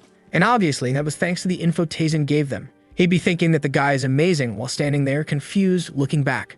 Sometime later, W was there singing on the bridge when he looked back and saw Taizan arriving. Our boy wanted to know what he was doing there. He explained, right, that he preferred to stay out of the fight because he wouldn't have been any help. So our boy wanted to know why those guys hadn't dealt with that bunch of trash yet. A bit awkward. W said that that wasn't a bunch of trash. They were the elite warriors of Zhongli. But Taizan Page replied that from the looks of it, those two still had a lot of training to do. When they got back, they'd be training twice a day. He can't stand people failing around him. W let out a little smirk, right, sneaky? Looks like you're not the one doing the training if all you're doing is thanking them. Sometime later, around the table, Wong was there with the head of the house. Beside him was our dear Rin, who was always blushing. She looked forward and saw Wong's face and lowered her gaze. The father noticed that, glanced to the side, and saw that Wong looked kind of off. He lowered his cup and said he heard the two had a conversation today. Right away, Rin stood up and said she was surprised that Taizan was okay. He, however, asked what she would have done if he wasn't. Before she could answer, he just said yes, they had a very interesting conversation. Something you could say touched their very souls. Wong replied that yes, it's true, it really did shake their souls. Taizan, however, called out to him and said it was rude to talk without looking someone in the eye. The poor guy, all trembling, tried to muster some courage, but standing in front of him was just the captain. One stare from Taizan, and he felt his whole spine get electrocuted and trembled in his seat. The guy merely threw up, stood up, slammed the table, and the food hit the floor. With that, Suyeon helped Heron move away while the others looked confused. Our boy, though, was just smiling, mission accomplished. Sometime later, someone slams the table and asks what the hell is going on. This is the patriarch of the Zhongli clan. The man in front of him tells Master Qian that it seems the bodyguards from that mansion were stronger than expected. They're starting an investigation to see if the Yan mansion helped them in any way. Qian, who's the master, wants to know how Wong is doing in a moment like this.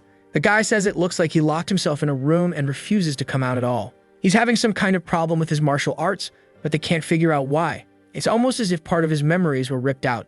Qian puts a hand to his forehead and says the bastard not only got defeated, but also turned into a complete idiot. He's sure it's impossible this is Taizan's doing, since that guy is super weak and was about to die. There must be someone else behind all of this, and things are getting weird. He tells them to find out who's involved in this situation no matter what. The guy just nods and says he'll be taking his leave. While looking out the window, he says they're finally reviving this clan that was nearly wiped out. In a time like this, they can't afford humiliations like that. He swears he'll crush anyone who dares mess with the Zhongli clan, even if it's the celestial demon. Back at the Yang mansion, a group walks through the door. Right away, Kyungwon gets a feeling that trouble's coming. He warns our boy who just wants to know if they're there for revenge. Kyungwon says he's not sure, but it looked like there were some martial arts masters among them. Taizan wants to know how he's so sure there was a master in the group. The guy explains there was an old man with a sword who clearly wasn't bothering to hide his presence. Our boy laughs and says they really never change. They love to show off and only ever learn after a good beating. He says it's time, and Kyungwon thinks they're heading to face those guys. But Taizan says no, he's got other things to take care of. Confused, his friend asks where they're going, since the matters at the mansion weren't resolved yet. Taizan says not to worry, they've got plenty to deal with thanks to the fool who Pete himself. Meanwhile, they should just follow him. He goes ahead saying that finally things were starting to get interesting. By the end of the afternoon, they were arriving at the Blood Axe sect. The demon smiles, saying that they were actually bigger than he expected. Obviously, his friend wants to know what he's planning to do there. This was one of the strongest unorthodox factions in the whole city. They do give money to the Zhongli clan behind the scenes, but no one really knows why. Taizan says he's sure those guys don't like Zhongli, so if they're giving them money, it's definitely not by choice. Kyungwon replies that it's probably because they're not strong enough, and that's something normal in this world. Taizan answers that it's not just that they're weak and not fighting back, they're paying those tributes because they know resisting is useless. And he asks if Kyungwon knows what happens to people like that. Kyungwon glances over, and our guy says that all of them lose the will to live, At that, his friend flinches and remembers the old city burning, his father yelling at a servant to get the boy out of there and go as far away as possible. A young Kyung-won looks back and sees his father, saying he hopes at least he survives from the family.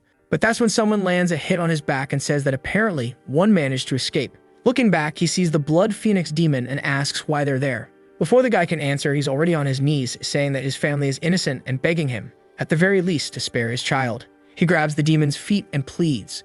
But the Blood Phoenix demon says that one day that son will come looking for him, seeking revenge for his father. So in other words, the two of them were destined to meet again someday. And when that day comes, it'll be hard for him to accept that same plea again. And with that, he kills the father, right? But apparently, he let Kyung-won escape. And now he seems to understand that what Taesin said, being weak is the greatest sin. He gets goosebumps and asks, though, what are the weak supposed to do then?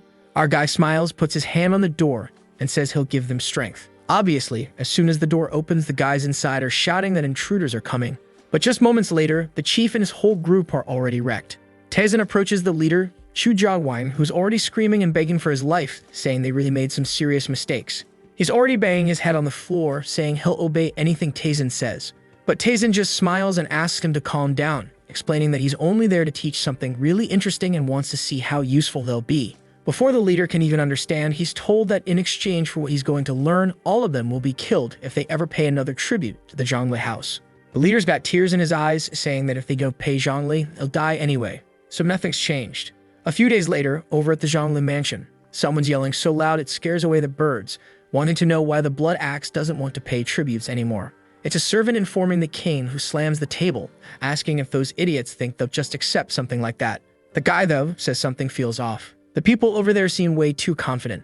The boss says they're probably just hiring some second-rate martial artists to help out, but they'll handle it. The elder says fine then and asks if they can send the soldier's corpse over to deal with him. The problem for the boss is that lately they've been having some money issues.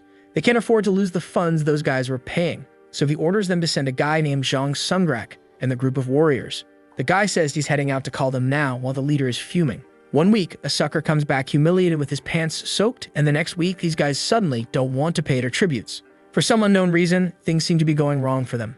Only Sherlock Holmes could figure out who's behind all this. Look at those two walking through the city right now. They definitely couldn't have anything to do with all of this, right? Kyung-won is asking if this is really going to work. For sure, those guys are going to pay the price for not paying the tribute. Not to mention that Zhongli won't be happy that they're walking around exposing their weaknesses. Taesin, though, tells him not to worry. Their finances are completely frozen, and they won't have time to care about the two of them. Even so, this friend insists, saying it's madness. If they get attacked by the warrior groups, they'll probably lose even with the tips. That's when Taesin says that's exactly why they're going to meet some people who can handle those guys. When he looks to the side, our boy is already walking into Dongwoo's bodyguard agency. The poor guy's kind of confused, but it's pretty obvious he's probably going to hire some bodyguards. That's what you can do in a place like this. As soon as he goes up the stairs, a guy asks why he's there, and our boy already says he's there to see the owner. The poor little soldier tries to say not just anyone can meet the owner, but Taesin immediately asks if by any chance he is just anyone. Dang, just like your mom, right? When you say, but mom, everyone's going to the party, and she replies, you're not everyone, you're not going. And then you're just left there looking like a fool. He just walks right in, man, and the guard clearly didn't want to get involved. Smart move. He just stood there watching the two of them enter. Sometime later, in front of a door, the guy says to wait there, and the boss is on his way. But to announce him, he needs to know who's requesting the meeting. Taesin asks him to wait and says he hasn't remembered everything yet. He leans against the wall while everyone watches patiently. The old man is starting to lose patience, but just when he's about to say something, our boy cuts in. He tells him to go to the man and say he has something to deliver called the Mystic Moon. The poor worker's just standing there with no clue what this lunatic is talking about. They're all just standing there when Kyung-won glances over and asks what this Mystic Moon business is about. Then suddenly, the door swings open and an old man shows up. The guy drops to his knees right away, introduces himself as the owner of the shop, and pays his respects. That rascal Taesin just smiles and walks ahead, while the assistant's obviously just standing there like, what the hell is going on? Why did this Mystic Moon thing get that old man so hyped up? Next scene, Taesin is already in the chair wanting to know how many people the guy can mobilize. The old man replies, 6 main warriors and 60 bodyguards. Taesin tells him to gather everyone, but keep the main ones separate. He needs to talk to them first. The old man simply agrees, and there's our boy passing on some information to the suckers. But Kyung-won has no idea what our guy's up to. Even though they're skilled bodyguards, they're far from being able to beat someone trained by the Zhongli clan. Still, there's our guy explaining everything and saying they're going to support the unorthodox faction.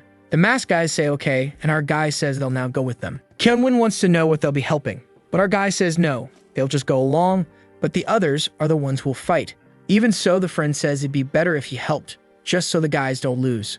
Taesin laughs and asks if he win against the owner of that place.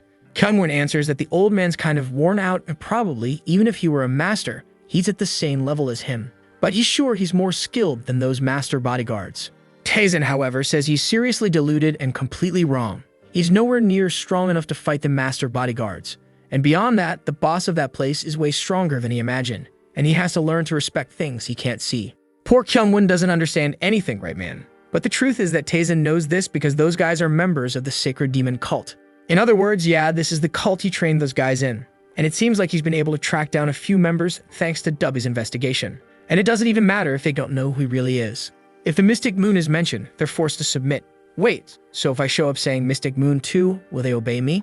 How does this even work? In other words, it explains that these guys are working at a security agency because actually they're way too powerful, and this is just a way to hide their strength. Obviously, his friend wants to know, right?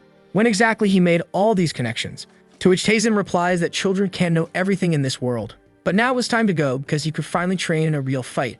Obviously, once again, the poor guy is confused. Our boy had just said a minute ago that they wouldn't be joining the fight, but Taesin says he would never say something like that. Obviously, they were going to kill the leader of those guys. Back at the Blood Axe sect, the Zhongli elder, Sungrak, is the one who arrived at their place. And Jagwang, the leader of the Blood Axe, is saying they're not going to put up with Zhongli giving orders anymore. Sungrak, though, asks if he's gone insane or actually thinks he can win. The chief starts yelling like a madman, saying he's not insane. Actually, what they've been trying to do is stay sane, and he warns that they'd rather take a beating and crap their pants. Sungrak hears that and already suspects that whoever was behind what happened to Wong is also behind this, since apparently back when the guy stood up at the table, he didn't just pee himself. I thought he had puked, then I realized he had peed.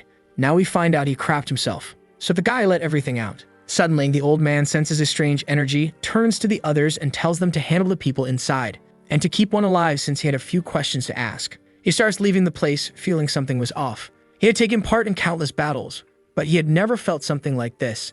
Every fiber of his body was screaming that he was in danger at that moment. Oh boy, look over there. Taesin and the other one are in the tree. You really are in danger, man. That's when our boy says he really does have sharp senses. When the old man looks back, our boy had already dropped down and says that honestly, he does seem strong. Imother Zhongli is kind of a garbage clan, at least their elders maintain some standards. The elder then says he must be Taesin and asks if he's the one behind all this.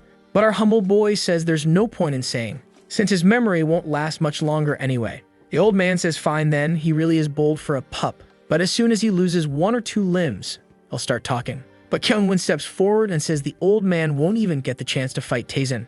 Looking at the boy, Sungrak thinks he doesn't seem all that strong. Besides, there's no way that powerful energy came from the guy behind him. He thinks there must be someone else hiding around, decides to just deal with the two of them quickly. He draws his sword, saying this is going to be quick. Taesin laughs and asks Kyungwon how long he thinks he'll last in the fight. The poor guy is shaking, hand on his sword, saying that this damned elder has a terrifying aura. He didn't expect him to be this strong, but at the very least he's going to give it his all. Our boy says this is a moment of luck. The fastest way to evolve is by fighting someone stronger than you. The old man is tired of the two of them chatting like he's some practice dummy and says he'll end this now. He steps in for a strike, saying this will be over in an instant, but Kyungwon blocks the first attack. The old man pulls back, surprised, and says he's not bad, actually. He comes in again and Kyungwon dodges again, but gets thrown back with his arms shaking. At least now he was more confident since he could see the path of the attacks. He charges again and the two face off. The elder comes down for an overhead slash, telling him to understand that he's nothing more than a mere bodyguard. The guy blocks it again, but the sword got a crack in it. Clearly this wasn't going to last long at that pace just from the force of the impacts. While the old man keeps delivering a barrage of strikes, he asks if Kyungwon really thinks he has any chance. Kyungwon is sure that if he takes even one of those hits in the wrong place, he's going to be sliced in half. Suddenly, Sungrak starts gathering a sphere of energy in his hand. He slams it into his own chest, saying he wants to see if Kyungwon can survive this. The poor guy is sent flying and has to use his sword in the ground to stay upright. And the old man is surprised to see that the bastard didn't fall completely. He's still on his knees. And once again, Kyungwon calms down. As terrifying as the guy is, he can still see the attacks. Taesin praises him, telling him to appreciate the results of all the training he's gone through. Now Sungrak is starting to get scared. He doesn't remember anyone in those bastards' family being able to block one of his attacks like that. He then says he admits that for a bodyguard, Kyungwon has way too much skill. It's a waste for someone like him to be in a guild like that. The best path for him in this life would be to join the Zhongli clan.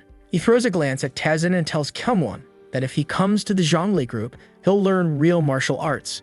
He's way too talented to be cleaning up the messes of that kid. But Kyungwon just laughs and asks what mess he's supposedly cleaning up for the boy.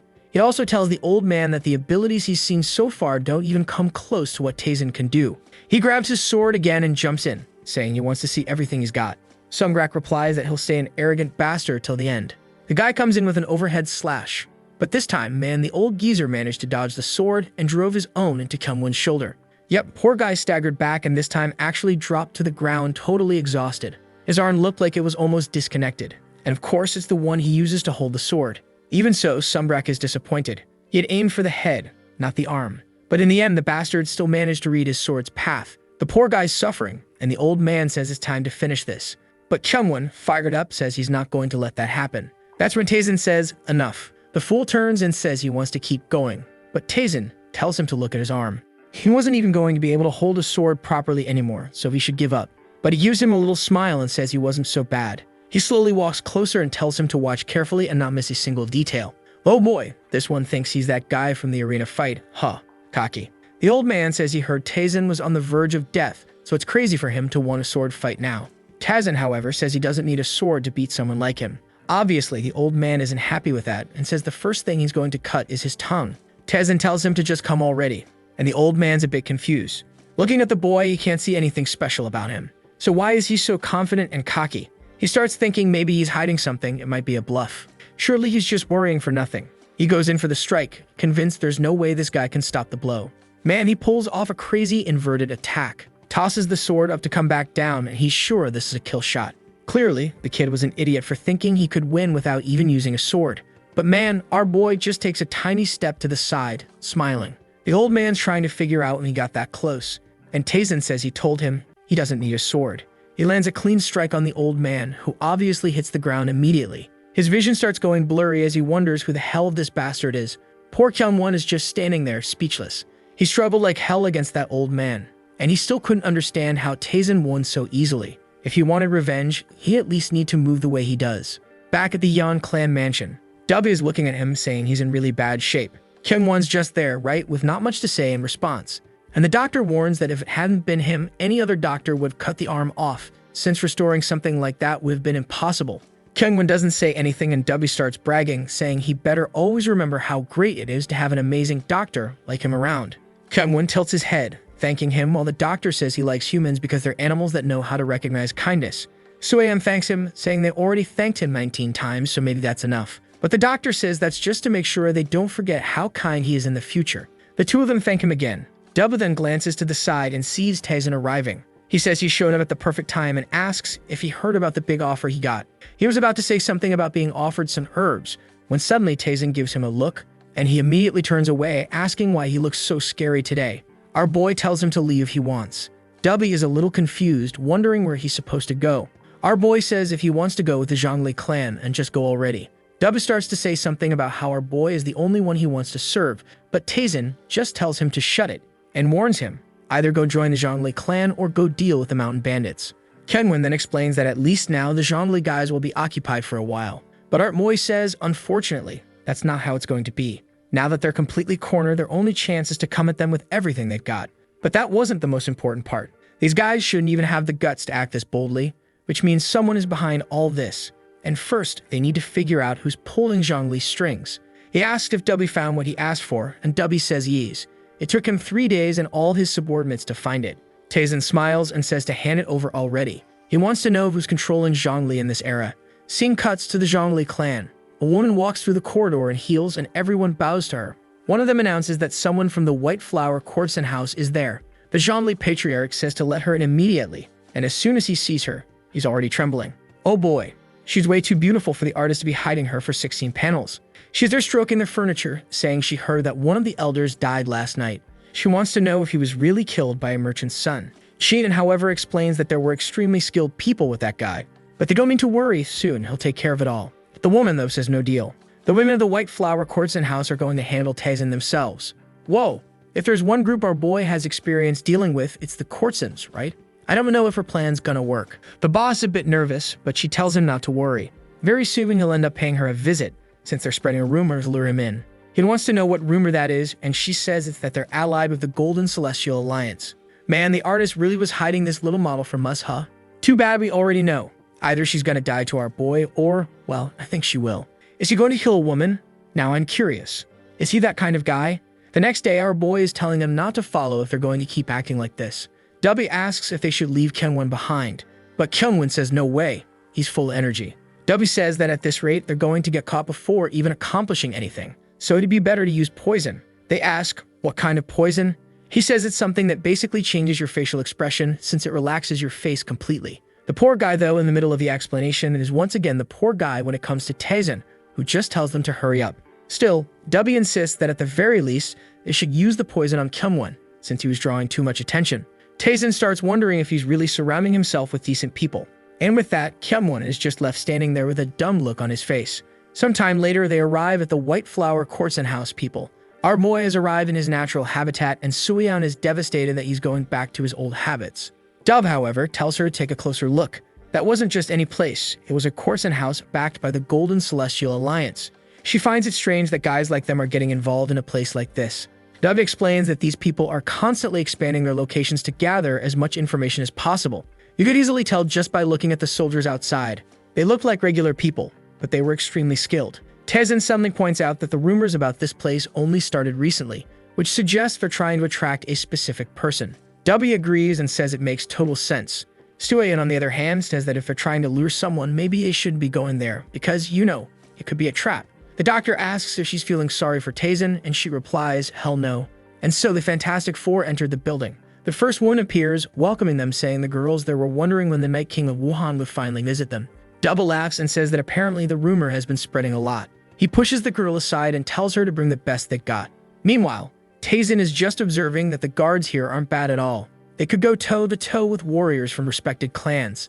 If this alliance has warriors like this around, that clearly means there's an even bigger group behind all of this. What he wants to figure out is what they're actually planning. At that moment, the woman from the house appears saying his room and companion were already prepared.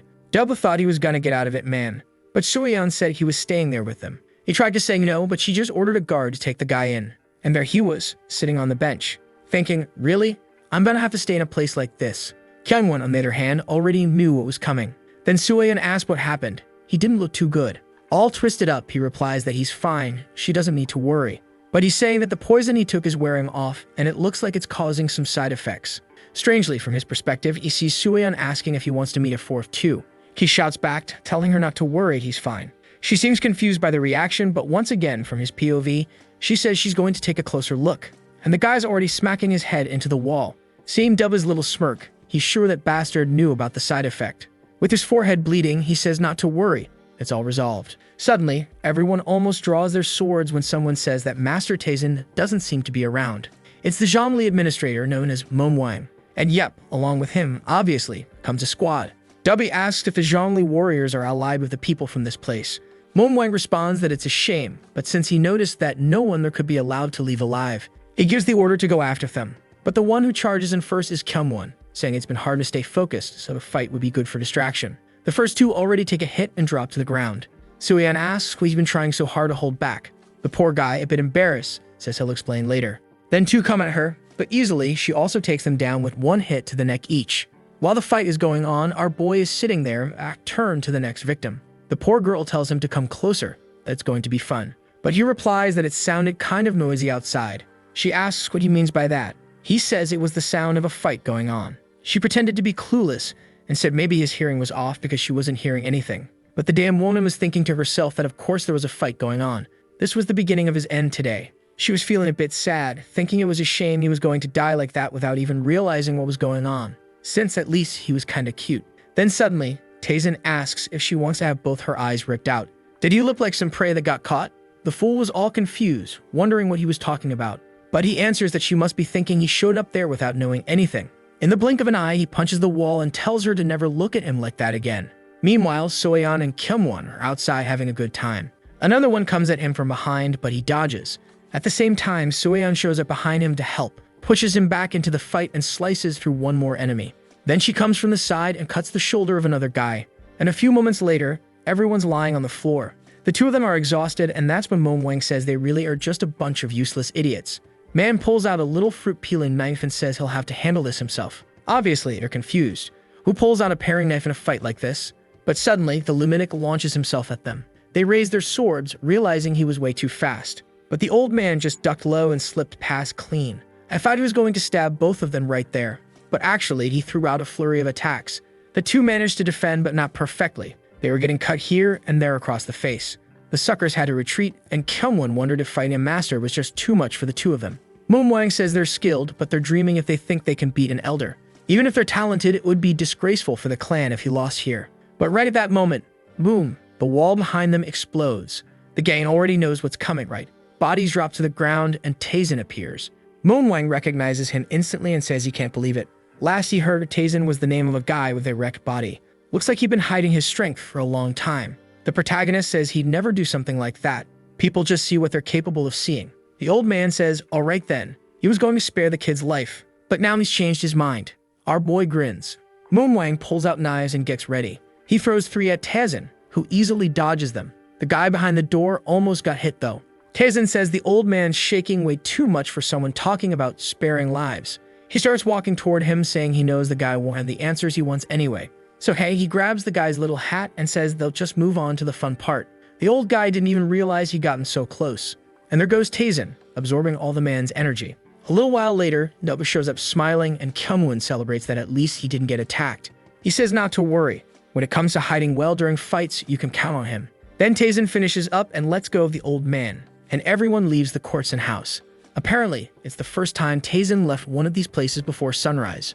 Oh wait, scratch that. They're already beating up other guys and heading to a different area of the region. The lady is confused, wanting to know who exactly they're looking for. Dub explains that it's obviously the people behind all of these incidents.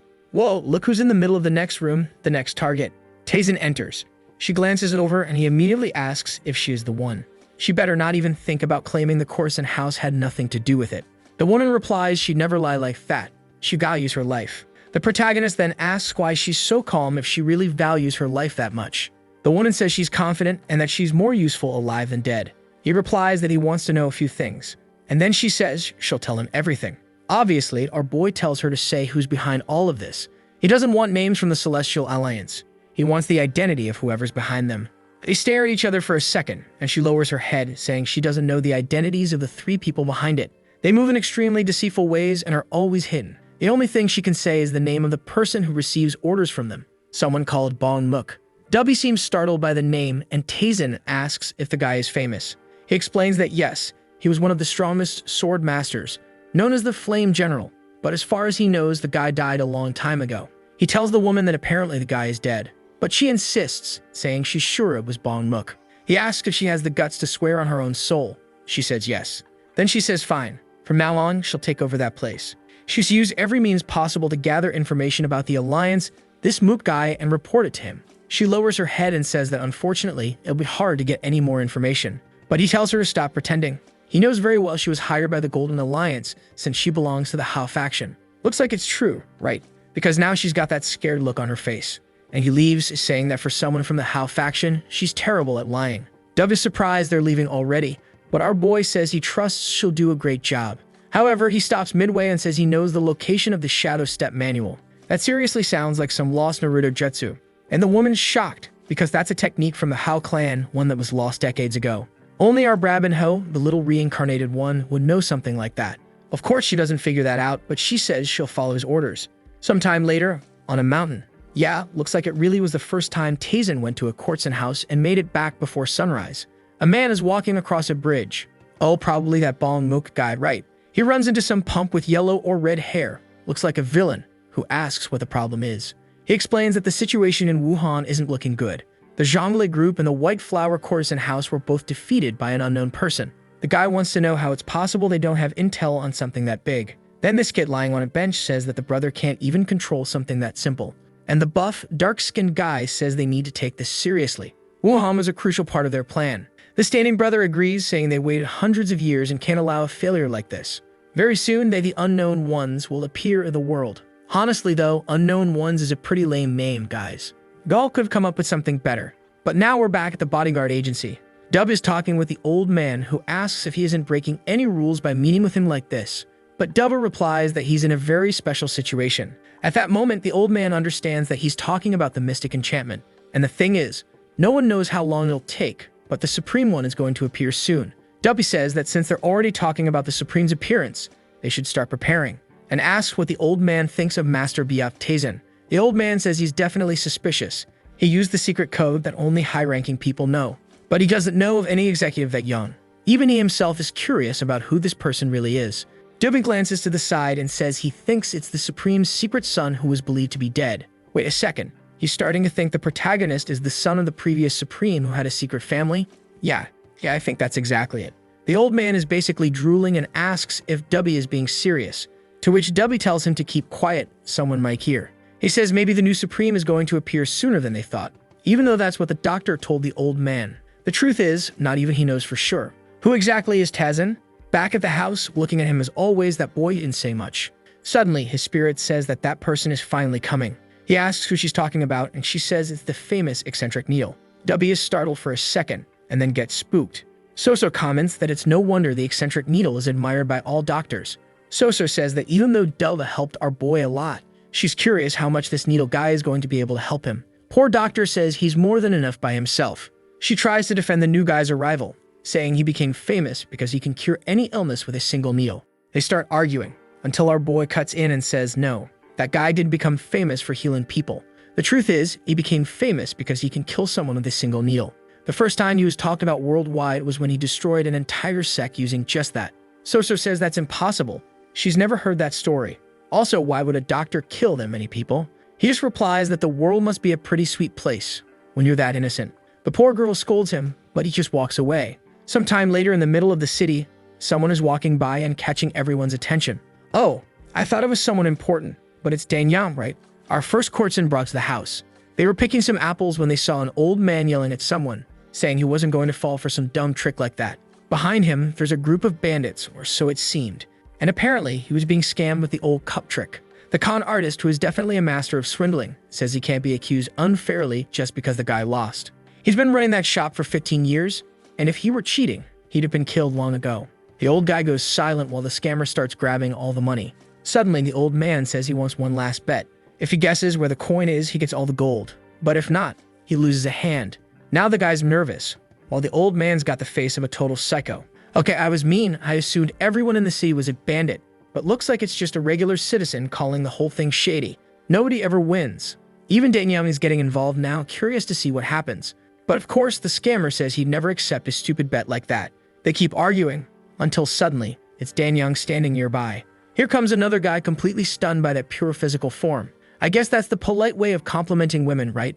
Instead of saying, she's hot, you say, wow, what a refined, pure physical form. And as soon as she starts walking, the guy throws the money in the scammer's face and runs after her, all excited because he just found something very interesting. In front of the golden wall gate, he's sure she went that way.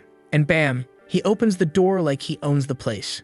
The old man at the entrance welcomes him and says it's great to have a guest like him. The guy goes straight to the point, saying he saw a woman go in that direction and wants to know where she went. If I'm not wrong, that old guy is Mujin, right folks? There are so many names now it's getting hard to keep up. Mujin says that if she was the last to enter, then it's Danyang who serves Master Dazang. The guy is confused, she's just a servant. Mujin hints that he better not even think about trying to take her as a disciple. Even the Dr. Dova once tried something and ended up becoming a servant here in the region too. Looks like that old man must be the so-called Needles, right? Because he says not to compare him to trash like Dova. Sitting behind a table is our boy, and Duba's next to him with an annoyed expression. Right away, eccentric Needles recognizes him, thinking he was way younger than expected. Our guy then says he finds it weird how everyone who comes to this place ends up getting interested in his maids. Needles is angry that the boy spoke to him so casually, and just says the girl's energy was impressive. Her talent was being wasted in that place, and if she trained with him for 10 years, she'd become an incredible doctor. Tezen, though, says the guy doesn't even look that skilled. So what exactly would he teach her? Obviously, that eccentric Needles dude loses his mind immediately, but then suddenly, something approaches. He instantly feels a chill and closes his eyes. When he opens them, it's just our boy asking him to check his pulse. He wants to see just how talented this guy really is. That Needles guy, man, looks like a bit of a fraud, huh? This big martial arts artist is now trembling from just a glance. He's wondering how this kid made him feel breathless for a moment. Tezen tells him to hurry up and check already, and the guy obeys. because he knows if the kid had a sword in his hand, he'd be dead by now. The problem is, he can't even feel the energy coming from him. So how's that even possible? But the moment he touches the pulse, his expression changes. He says that the boy's body really is a mess. Tazen answers, "That's obvious. What I want to know is how long it's going to take to fix it." And man, the guy delivers some bad news. He says it would take so long to fix Tazen's body that he'd be better off living a quiet, normal life. Tazen laughs, looks over at Dubby and says, "Well, since this guy's saying that, you can now consider yourself better than him." Needle says not to lie, but our boy replies that Dubby had already warned him it would take a few years to recover. Now he wants to know, if Needles doesn't have martial skills or healing skills, why is he even famous? After a moment of silence, he says fine. He wants to make a bet. Our boy's already interested and tells him to go on. Needle says he'll prove his martial arts aren't weak by fighting someone, but if he wins, he gets all the maids from that place. Tazen says okay, but what does he get out of it? Needle says he's wagering himself. There's no better deal in the world than that. Even the biggest alliances are fighting to recruit him. Yeah man, too bad you're talking to the protagonist, you're going to lose. And our boy still says he doesn't just want the guy's body, that he's going to wager something, it has to be his soul too. Needles turns and asks if he means full loyalty, and he promises it. With a little grin, they are now standing in the arena. Needles wants to know who he'll be fighting, and strangely Tazen says, it's him. Ah, now I get it. When the guy said it couldn't be Tazen, it wasn't out of fear. He just thought that with a body in that bad of a state, there was no way he'd stand a chance. And now he's there with that idiot look on his face, asking if Tazen plans on losing. To which Tazen tells him to figure out for himself. Needles studies him, trying to understand what he's planning. Based on the pulse analysis he did, it should be hard for Tazen to even stand and walk. He seems to come to the conclusion that Tazen wants to die. He tells him not to throw his life away like this. There's still so much to come. Dubba starts talking a bunch, and our boy wonders why every doctor talks so damn much. He tells them both to shut up, and asks if Needles is hesitating so much because he's afraid of losing. Tired of it, the guy says fine, but don't blame him if the kid dies. Tazen tells him to come at him with everything he's got. That's when Needles gets ready. He's sure the kid is just testing his patience, but there's no way he's going to lose like that. He starts pulling out a few needles from a jar, warning that he'd never lower his guard in a wager like this. Then he begins moving and throws a few needles to create a distraction. He shifts to the side and draws 3 more that are aimed directly at one of Tazen's vital points. He throws a bunch with each hand, saying it's impossible for anyone to dodge that. But the needles completely miss and he's left confused. The protagonist asks if that was the little trick he had up his sleeve. The guy's about to draw more needles, but Tazen says that's enough. The old man feels the boy's presence, but in the blink of an eye, Tazen disappears and reappears right in front of him. He pretends to aim for his chest, which forces the guy to guard, but all he does is sweep his legs out from under him. The guy loses balance and ends up getting pushed out of the arena. The shove looked light, but the wall behind him exploded. And the worst part? His own needles were stuck in his chest. Weirdly, he gets back up, saying he doesn't know what kind of magic that was, but he won't miss this time. Our boy says, yep, looks like the bastard won't admit defeat unless he's dead. Tazen starts flickering around like a shadow, and Needles tells himself he'll now focus a ton of energy into his eyes. That way, it'll be impossible to get tricked by that technique again. But in a second, Tazen's already at his back, saying the guy really is just as bad a martial artist as he thought. The sound of a bone cracking under the moonlight. Sometime later, the guy opens his eyes to see Dubba smiling, asking if he's finally awake. After that hit to the head, he blacked out and stayed down for a while. Dubba lets him know he's under a few precautions in case he thought about running. Needles gets up all crooked, asking what this restriction thing is supposed to mean. To which Dubba replies with the obvious. From now on, he belongs to Tazen. The old man puts his hand on his head and says, all right, I've never been this speechless before. Dubba says he's excited to work with the legendary eccentric Needle. The next day, our boy went to visit his brother. The protagonist's name is Tazen, and the brother's name is Tetsu, just so we don't get confused. Actually, to really avoid confusion, let's just keep calling him the protagonist's brother. That's easier. And the brother says he's looking way better. Looks like the visit from eccentric Needle and the divine doctor really helped the kid. Our boy doesn't say anything. The brother then says he called him over to ask a favor. Looks like the Marshall Lake Alliance had already sent their reps and Miss Yeon had been invited. Man, no way they're going after that wife of his, Yeon Heron. Again, right? She's one sought-after woman, huh? The brother explains that the merchants from his group can't participate, but since both she, his supposed fiancé, and eccentric Needle got invitations, he wants our boy to go with them. Tazen kind of already guessed that request. But yeah, it was obvious. And he says there's no reason not to go. It'll even be a good chance for that guy to get some training in. The brother, however, warns him to be careful. The River Marshal Alliance was one of the most dangerous in Hubei, but on the other hand, it's because they're so powerful that this is an opportunity they can't miss. Tazen says it's the perfect chance. It's been a while since he's found any good opponents to train against. Meanwhile, over at the White Flower Courtson house. Man, I still don't remember the name of that white-haired lady. Don't even know if they said it. Probably did, but I forgot. She's asking for new intel, but the girl next to her says unfortunately. The group's hesitating to make any move against the merchant faction. The silver-haired lady says obviously. Nobody expected a monster like that to show up. She's got a faint blush under her eyes, clearly wondering who this guy is and how he knows all that information. Then she orders all the girls to keep an eye on the merchant group from the Golden Wall. She wants to know what martial arts they possess and what relics they've bought. Also, they were to be extremely cautious as if dealing with a highly dangerous clan, and none of them were to even think about getting close to the second master, Tazen. Ah, look at you, working for our boy and trying to spy on him, huh? You're kinda asking to have your soul drained, aren't you? Next chapter. We see a message Soso sent to her mom asking if she's doing okay. In the message, she says she's fine and that they're getting ready to visit the River Marshal group, an extremely powerful alliance, and that proves just how important Master Tazen really is. On top of that, 2 famous doctors had recently joined them. Seeing all this happen was fascinating for her. The only weird thing was that at night, she kept hearing some strange screams. When she looked out the window, she could see some kind of peculiar training going on. Since it started, Tazen's been looking healthier and healthier. Even the 2 doctors are looking younger by the day. Out of nowhere, Tazen says that doctors like him are way better than Courtsons. Soso turns red, wanting to know what he meant by that. It was peculiar, to say the least. The poor guy though just ends up embarrassed and doesn't say a word about it. Even so, she really liked that place, because lately, it feels like she gained a whole new family.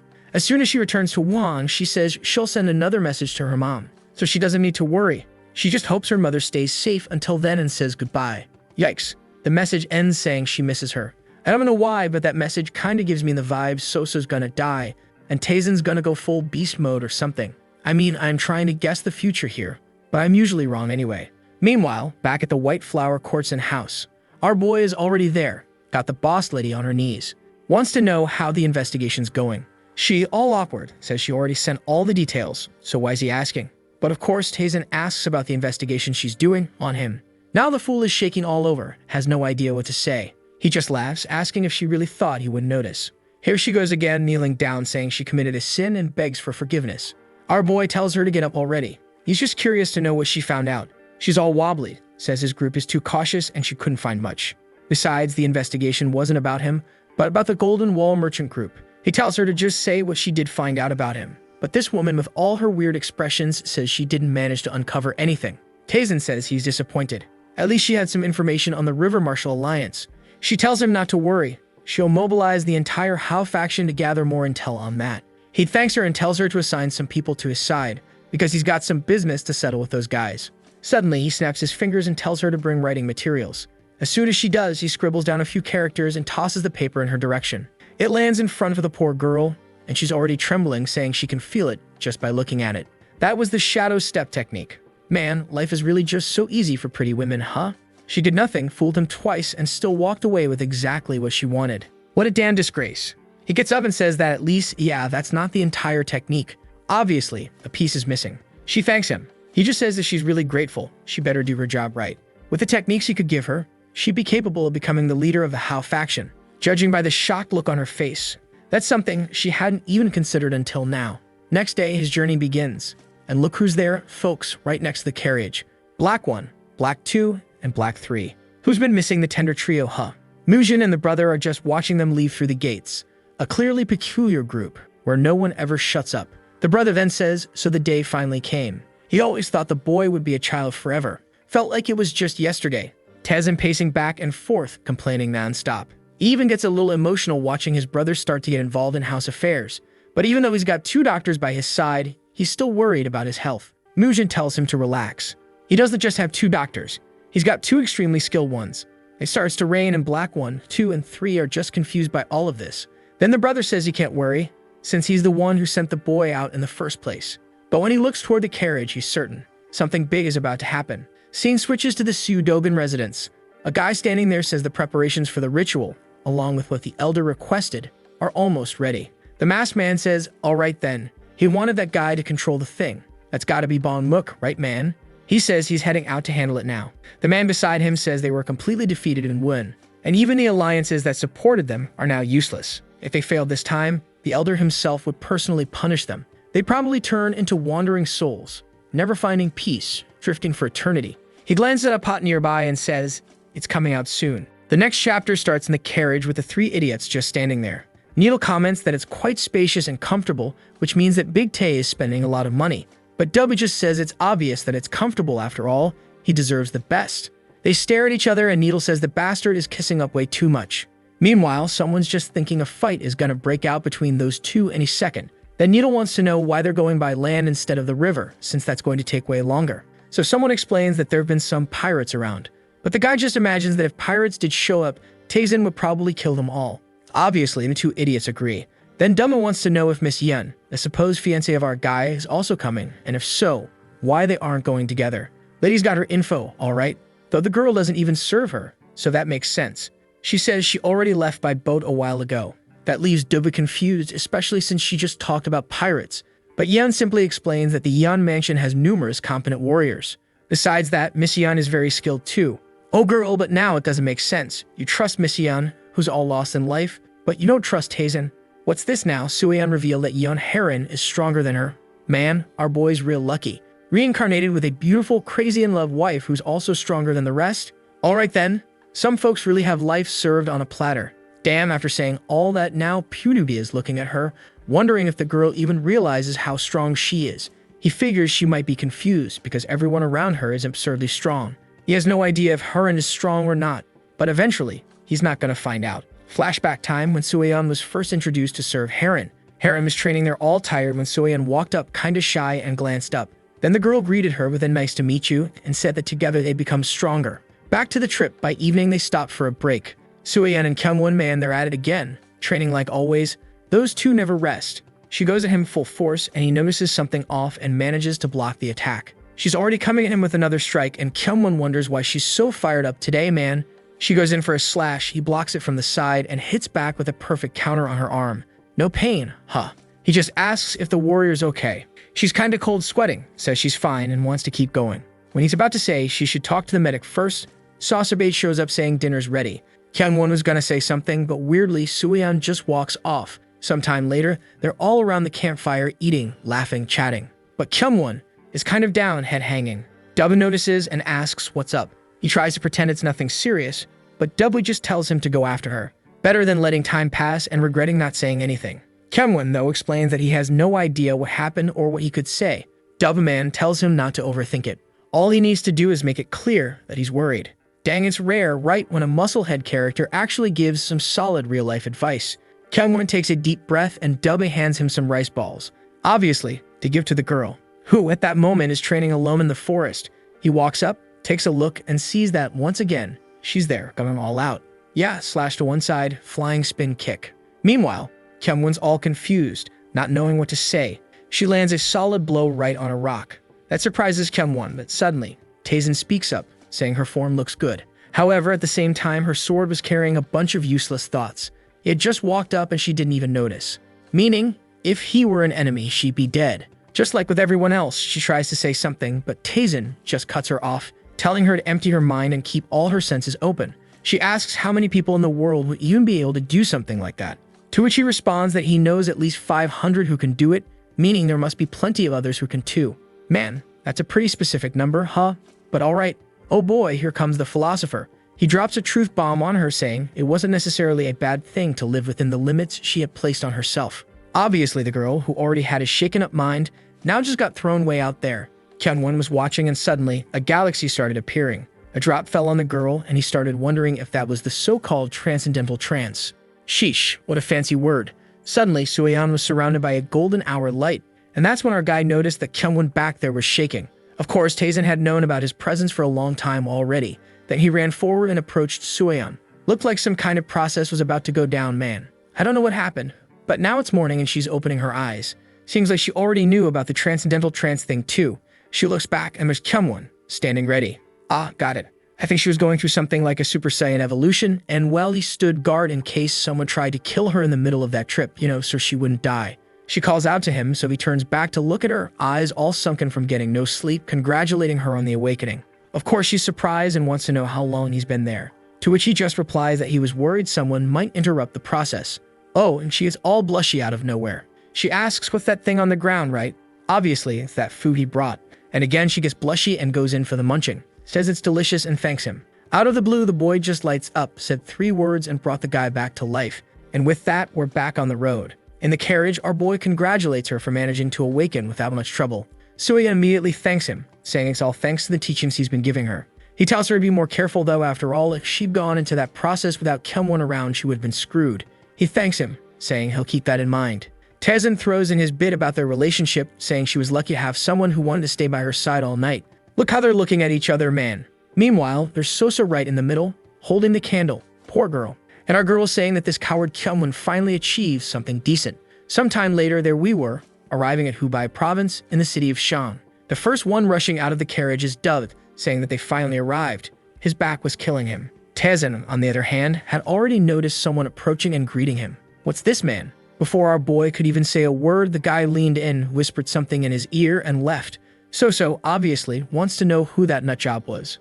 Dub, the sly one, already knows that guy's from the Hao faction, which means, yeah, from that massage house where he handed over the scroll.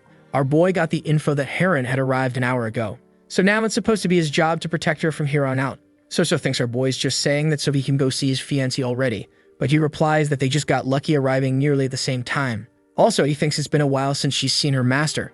Suiyan realized our boy cared about her and thanked him. Not long after, there she was, man. Heron, the most understanding fiancé in all of history, getting off her boat, saying it's been a while since she's seen Suiyan, and it'd be nice if she were here. That's when someone called out to her, right? She got all excited, and when she looked ahead, there she was. She immediately gave her a big hug, super happy, saying she was thinking about her at that exact moment. While the two were happily chatting, suddenly someone behind them, holding a fan, asked the lady, and who's this one? It's some guy named Simon Jihak, the eldest son of the Kaiman house. And I can already tell he's gonna be one of those who ends up humiliated. He's trying to mock Suiyan's appearance. Oh my guy, you're in a martial world and you think this is a fashion show where you can just comment on people's clothes. Suiyan's just thinking that apparently these are the people who had her master all worried. Heron tries to explain, but then Kara laughs, saying it's ridiculous that she has a friendship like that with a bodyguard. He even says she needs to learn that if you get too close to the people who serve you, they end up forgetting where they came from. Plus, for a bodyguard, she seemed pretty weak. Heron yells that she's the one who asked Suiyan to be that way.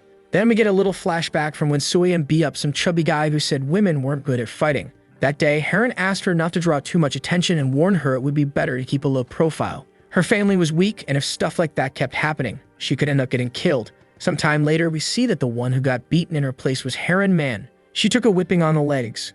The girl's humble saved the servant and got beaten in her place. And all cute, she smiled and said she wanted to be friends. Back to the present, Suiyan was staring down the idiot when suddenly someone asked what the commotion was. It was Dove, obviously, shouting and showing up with a bunch of crazy folks.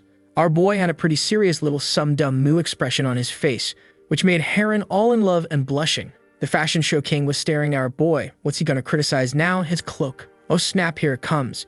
He starts trashing, saying that apparently a former fiancé of Miss Heron has arrived. The brothel king asks the fiancé if their engagement is over, and she says no.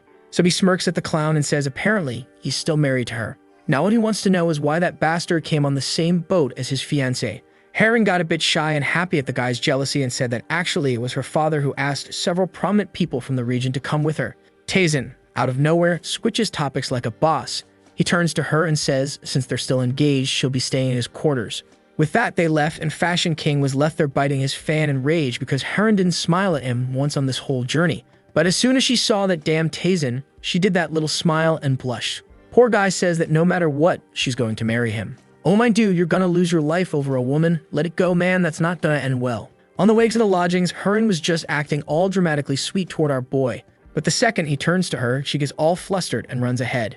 Taizan's already noticed that clearly she's obsessed with him. The problem is he has no idea why and wonders if something happened when they were younger. Plus, the more he looked at her, the more he saw the resemblance. He remembers a woman with white hair saying that she was sure one day he would reach the level of a supreme being. Yeah, man, but it seems she died before he could do that. And Taizan liked her since he's all devastated remembering that. Sometime later, they're arriving at the lodgings of the Martial Alliance of the River. The place was bigger than they expected, and Taizan says it's at least half the size of the Marim Alliance. W agrees, and our boy smiles, saying it's not bad at all. Sosa's all excited about the place.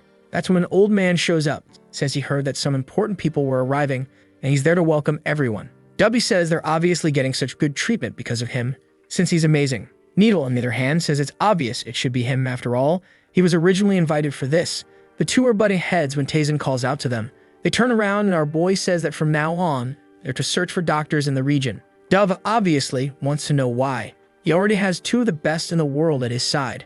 But Taizan says he's been using the two of them too much, and their effectiveness is starting to drop. But of course they're gonna argue again because Needle says he's much better at judging who's a good doctor, so he'll take care of it. But Dub is willing to make a bet and asks what the guy wants. Needle thinks for a second and points and says he wants to know his identity. They stare each other down for a second, and Dubby asks if he'll be able to handle the truth. Needle says that's a problem he'll deal with. Dubby agrees and says that if he wins, the guy will have to teach him the techniques with needles.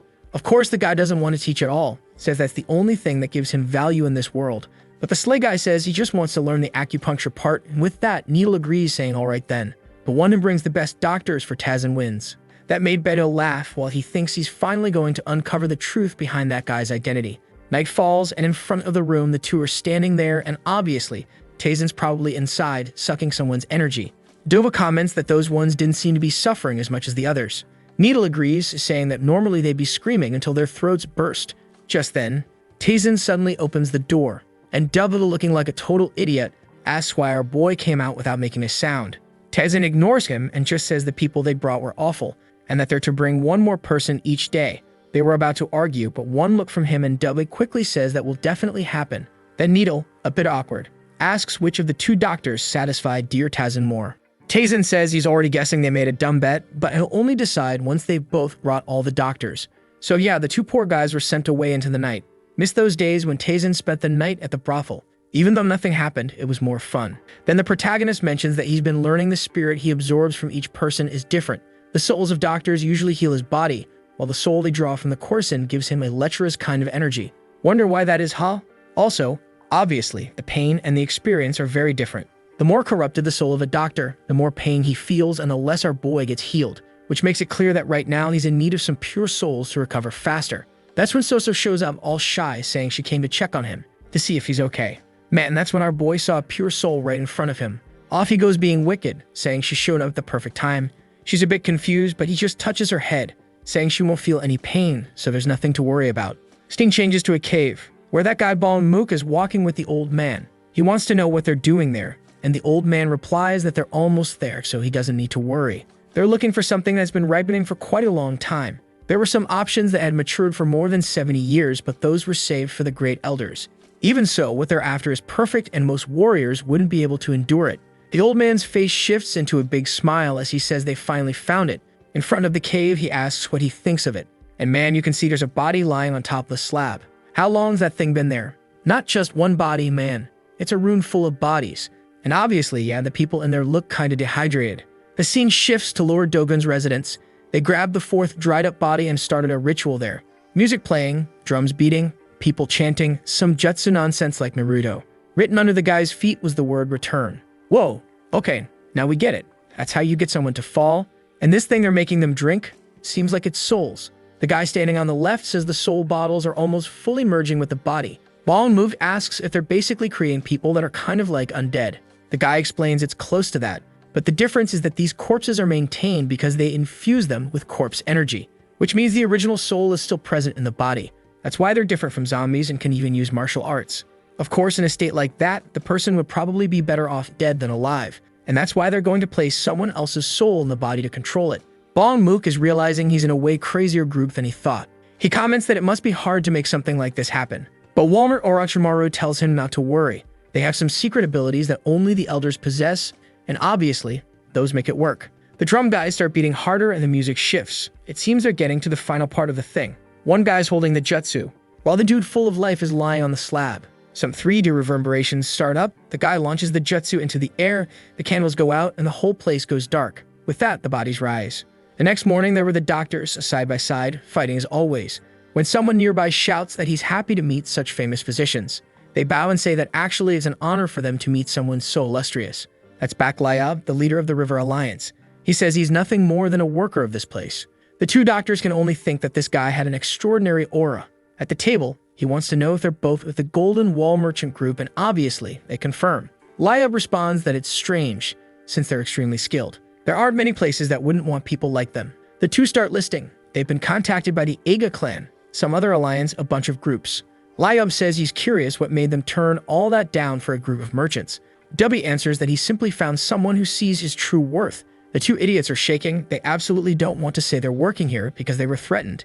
And Needle says he's working for the merchants because he lost a bet. With those answers, Liab questions if they're not serving the group but rather just the young master. Both just respond that yeah, that's true, man. They know there's no hiding it anymore. Whoa, man, but it seems like the bastard has his eyes on our boy's doctors. He's sure that if he had two doctors like that by his side, the Marshall River could dominate the world. And he knows the name of the second son controlling them is Tazen, and he has to find him no matter what. Meanwhile, Soso is waking up in her room. Right away, she remembers that it seems like she spent the night with Master Byac. When he touched her head, she felt calm, warm. It was a peaceful dream. Suddenly, she gets up and realizes she's been asleep for a long time. She walks to one of the rooms, and from deep inside, it looked like there was some strange purple energy. In the middle of the room is our boy doing his daily practice. Seems like the pure energy he pulled from Soso was really valuable. Of all the energy he's obtained so far, this one was different from anything else. It was like his body and soul were stabilizing. If before he was getting energy just to survive, with hers he managed to gather energy to solidify. Really, when it comes to demonic arts, he's got a lot to learn. Only now, after all that, is he finally able to feel at peace. Ah, so our boy is gonna have to go around gathering the good people of this world. Yeah, it seems like that's the path, huh? Now it all makes sense. Maybe that's why the celestial demon wants to live a peaceful life, who knows? The scene then shifts to Heron entering the meeting of the new stars. Basically, right, it's everyone who's somewhat promising. As she walks through the place, everyone comments on how amazing and talented she is. But walking around, all she wants to know is, where's Tazen? Suian, mind reader, asks if she's thinking about Mr. Tazen, and tells her not to worry too much about him. He's probably just training and getting stronger. She reveals she went through that awakening, and her friend gets all emotional, saying that explains why she's so strong now. When suddenly, someone calls out to them. Fashion Show King wants to know what she's doing there. Yep, the fiancé. Right away, her expression changes, and she just greets him. But the guy flashes that sleazy little smile, saying the situation is perfect. He invites her for a drink, says it will be at a nice quiet place. Heron plays deaf and, well, doesn't say anything. Then Fashion Warrior wants to know if she's hesitating because of the fiancé, and says that a merchant like that one isn't worthy of someone like her. She's already trying to leave, saying she's not feeling well, but out of nowhere, he grabs her arm. Man, then he dies and won't even know why. He'll be like, oh crap, I didn't even do anything. He says liquor can cure any illness and he's got the good stuff. She's trying to pull away when Suian, oh boy, grabs his arm and tells him to let go. He tries to say something, but she just crushes his wrist, saying it's not okay to act that way towards someone who's engaged. The guy yanks his hand away and says that a bodyguard shouldn't behave like that. Apparently, she doesn't know what clan he's from. To which Suian replies that judging by how he acts, it's not a clan worthy of respect. Even after all that humiliation, the guy decides to introduce himself as Kaiman Jihak. He wants to know if someone like her really has the guts to go against him. Suian's expression changes, and the guy wants to know if he's really gonna have to deal with her. I thought she was about to slash his throat, but she just stood quiet, man. When suddenly, someone in the hall starts asking if they were going to deal with him. Everyone in the hall recognizes the boy everyone in the guild's been talking about. Heron turned around and saw it was our boy, asking the guy if he was the one who just wouldn't shut up. Oh damn, then the scene cuts to the soul-drinking dudes again. After downing their glasses, they stood up. The guy looked at his arm, certain he had died. So why was he there? His body was different to the point that he knew something had changed. That's when Walmart Orochimaru asked if the Guan demon had awakened. The guy immediately goes for the neck and asks who he is. Orochimaru sends a mental message. And man, he says they were saved by the elder with a ridiculously long name, so we're just calling him Big Wang. And it seems the guy's words triggered a reaction in everyone with the little purple eyes. Back to the showdown, the Fashion King, who says our boy is nothing more than a purple pimp out of nowhere. He says he wanted to ask something. He wants to know how long he plans to keep bothering Miss Yen. Tezen's confused, bothering her, to which Fashion King says he, a worthless merchant, should stop being so obsessed with her. Tezen just fires back with a question. What's this about him being obsessed? The guy responds that clearly he's the problem. Since the engagement wasn't broken off, you should let her go so she can have a proper marriage. The King of Questions strikes again, wanting to know if this clown really believes Heron would go after him if she were single. Then Jihak, for the first time, are actually using the guy's name. Wants to know if he's really planning to go against the Simon clan. Even I'm starting to get mad at Tazen, who throws in one more question. He wants to know why the guy's suddenly talking about the clan like that. Was he just a loser before they backed him? The clown starts trembling and suddenly turns around saying they'll settle this outside. Oh man, I think that was the last thing you should have done. Now there's Tazen standing between the three clowns, asking when they're going to attack. He's actually kind of excited. The king of martial fashion says the kid's apparently lost his mind out of fear, but Tazen just replies that lately he's been feeling a bit stronger and really wants to test it out. Oh boy, let's talk about Fashion King. He might be weird, but at least he was the one who attacked first. Got respect that, right? Our boy dodged easily, grabbed his arm, spun him, and threw him up. Of course, the guy landed headfirst into the ground. But hey, credit for taking the first swing. Usually these types would send a servant first. Our boy even hit the guy's fan on the ground, did some Ronaldinho Gaucho-style kick-ups with it, and launched it right at the guy's forehead, left a dent. The Fashion King gets up all beat up, saying this isn't over yet. Our boy smiles and the others get ready, saying they're going in again. The poor fool is sure Taisen must have used some kind of trick, but this time he's going to activate the Xiamen martial art. There's no way he'll lose now. But the protagonist was already charging toward the two of them, saying he hadn't even really started yet. They looked like they were going to grab his shoulder, but a second later he was already behind them with a hand on each of their heads. And I thought he was about to do some soul-stealing move, but he just made the two idiots bash heads and collapse like trash. A little later, the fool was regaining consciousness when he saw Taisen in front of him. He tried to say something but couldn't, and our boy thanked him, saying he discovered something really interesting thanks to them. Now he just had to confirm it one more time. While all that was happening, the folks inside the meeting were quiet. Damn, these people are disciplined, huh? No one even peeked out the window or anything, and everyone jumped when the leader of the alliance came walking into the room. In that shot, it looks like he's either in a wheelchair or moonwalking. And of course, he came there to meet Taisen, but where's the little brat? Just as he was about to leave, look who shows up, our boy. They stood face to face, and the guy asked if Taisen knew who he was. Man, a bunch of curious people were watching from the background. And our boy played dumb, saying he thinks he's seen him somewhere before. Weirdly enough, I thought the guy would get mad, but he actually looked surprised. And Taisen's expression shifts because he has seen this guy before. It was decades and decades ago. This guy was one of the few people who survived his aura. He was someone with a lot of drive even if he didn't have much talent. Knowing he became the leader of the River Alliance really proves how far he's come. Then the guy says he's going to have to talk to him. Oh boy, but Taisen responds that would only be possible if he actually wanted to talk. The boss replies that he plans to talk with everyone there, but the boy's first on the list. Taisen, bold as ever, says he's not really in the mood and the guy could go talk to someone else nearby. That poor dude's eyes went wide asking if he was the chosen one. Lio realized that this kid was arrogant and couldn't figure out why he was wasting a chance to connect with him. He was sure something was off, not just with Taisen, but with this other crazy guy chasing him too. And our boy just left without saying another word, thinking that if he were the kid from back then, he could beat him down, but it looked bad to beat up the leader of an alliance. You trying to say you can, Celestial Demon? The scene shifts to the Black Forge, where it looks like some things are being forged. At least they use names. What's confusing them, though, is that the fog today seemed way too dense. But one with black hair tells the other not to get distracted, since they have a bunch of deliveries to make for the River Alliance folks. But the old guy with white hair is just standing there without saying a word. He managed to spot a figure in the middle of the fog, someone wearing a hat, moving their head in a weird way. And that's when he saw one of the soldiers getting devoured. Considering that one guy said they weren't zombies, I think that description actually fits. The two old men started shaking and wondered if that thing was even human. Behind one of them, a man raised his arm, a bell rang, and the zombies went berserk, rushing toward the blacksmiths. Obviously, the poor guys ran for it and abandoned the forge. Sometime later, they were hiding out nearby. But he was sure there was no way to escape that place. In front of him, at least, there was a horse.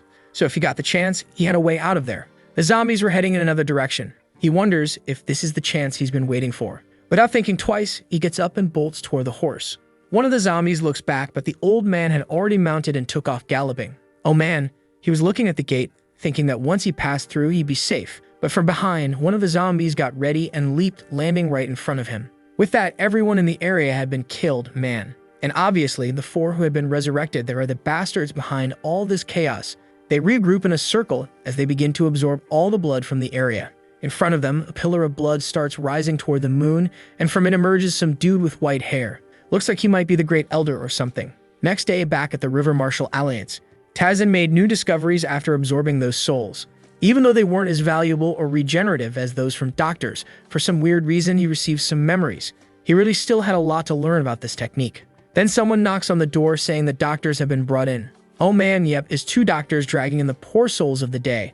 Of course, once again, they want to know who brought the better one. To which Taisen just says they brought ones of equal quality again. In fact, if he had to give an honest opinion, the standards seemed to have dropped, so actually both of them failed. If they made a bet, then both of them should pay what they promised.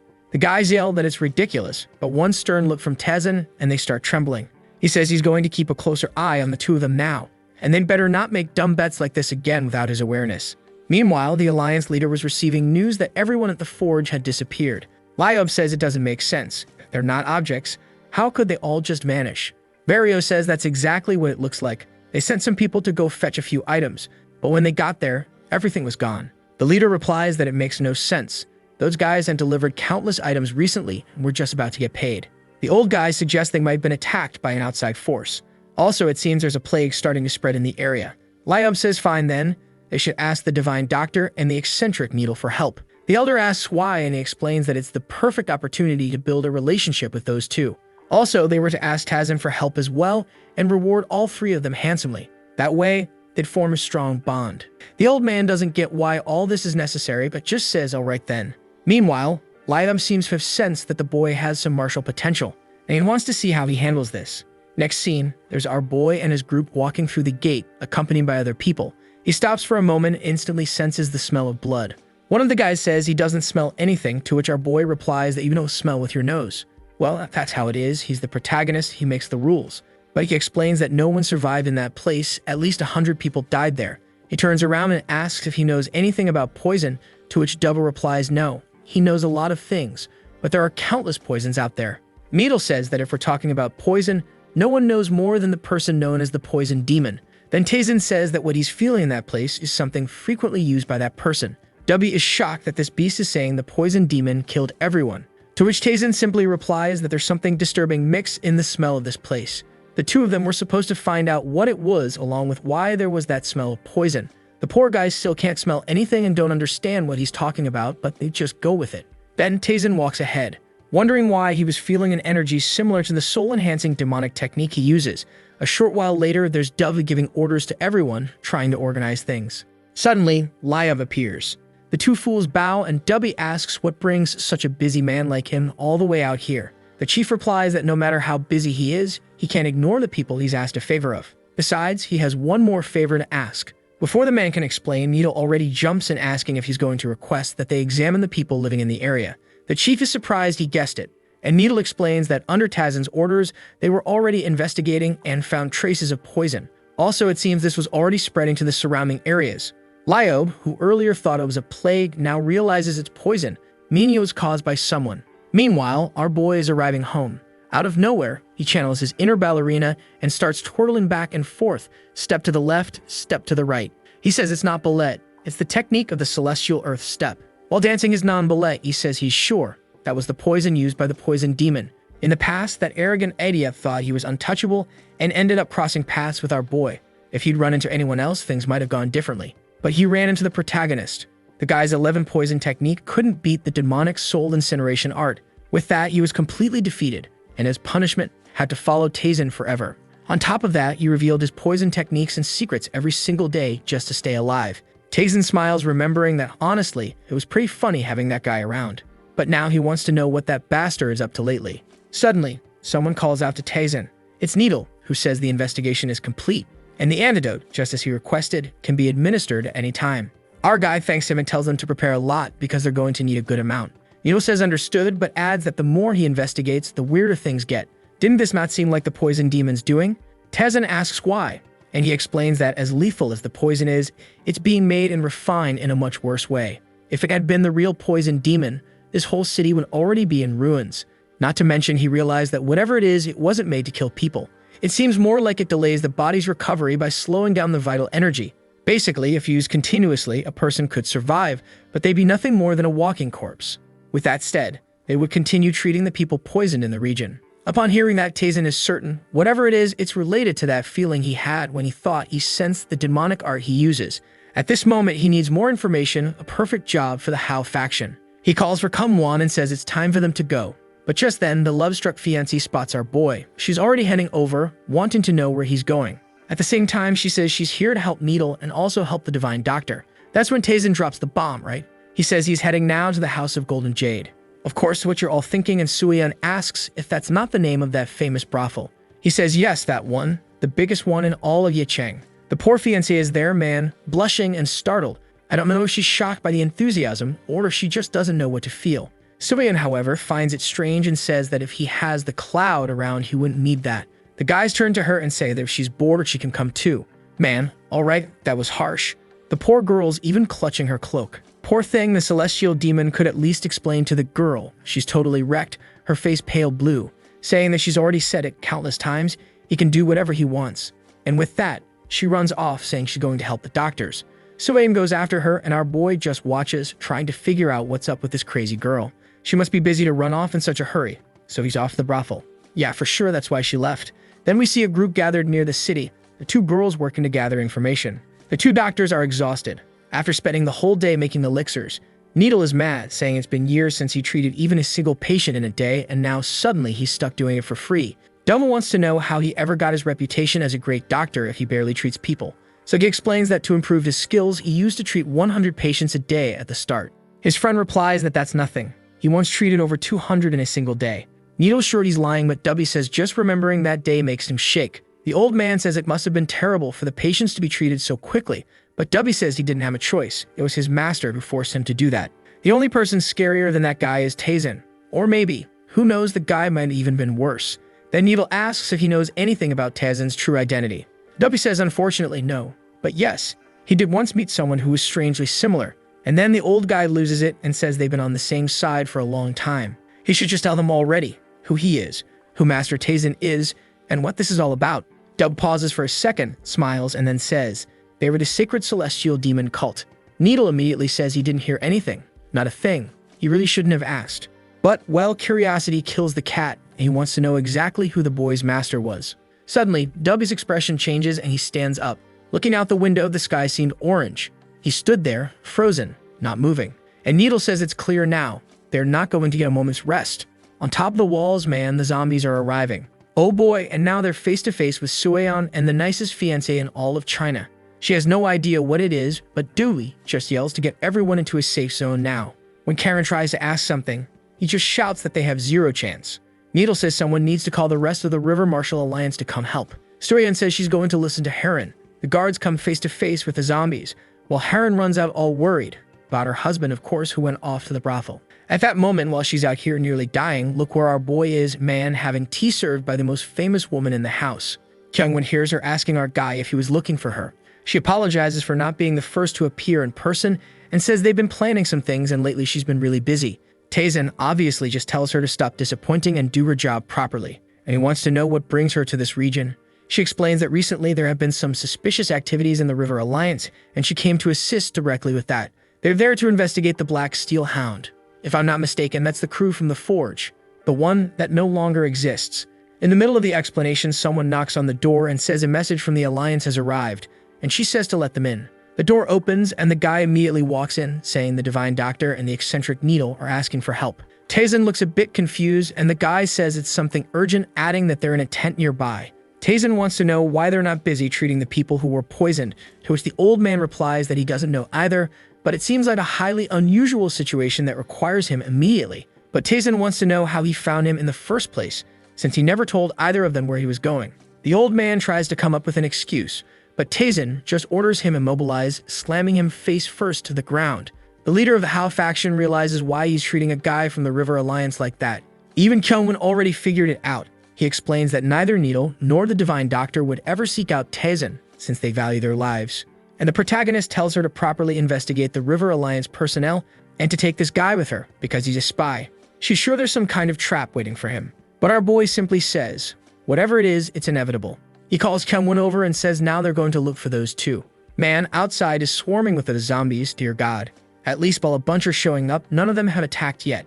Ah, that's right, they're waiting for that guy to ring the bell. The doctors are there, not really sure what they're supposed to do.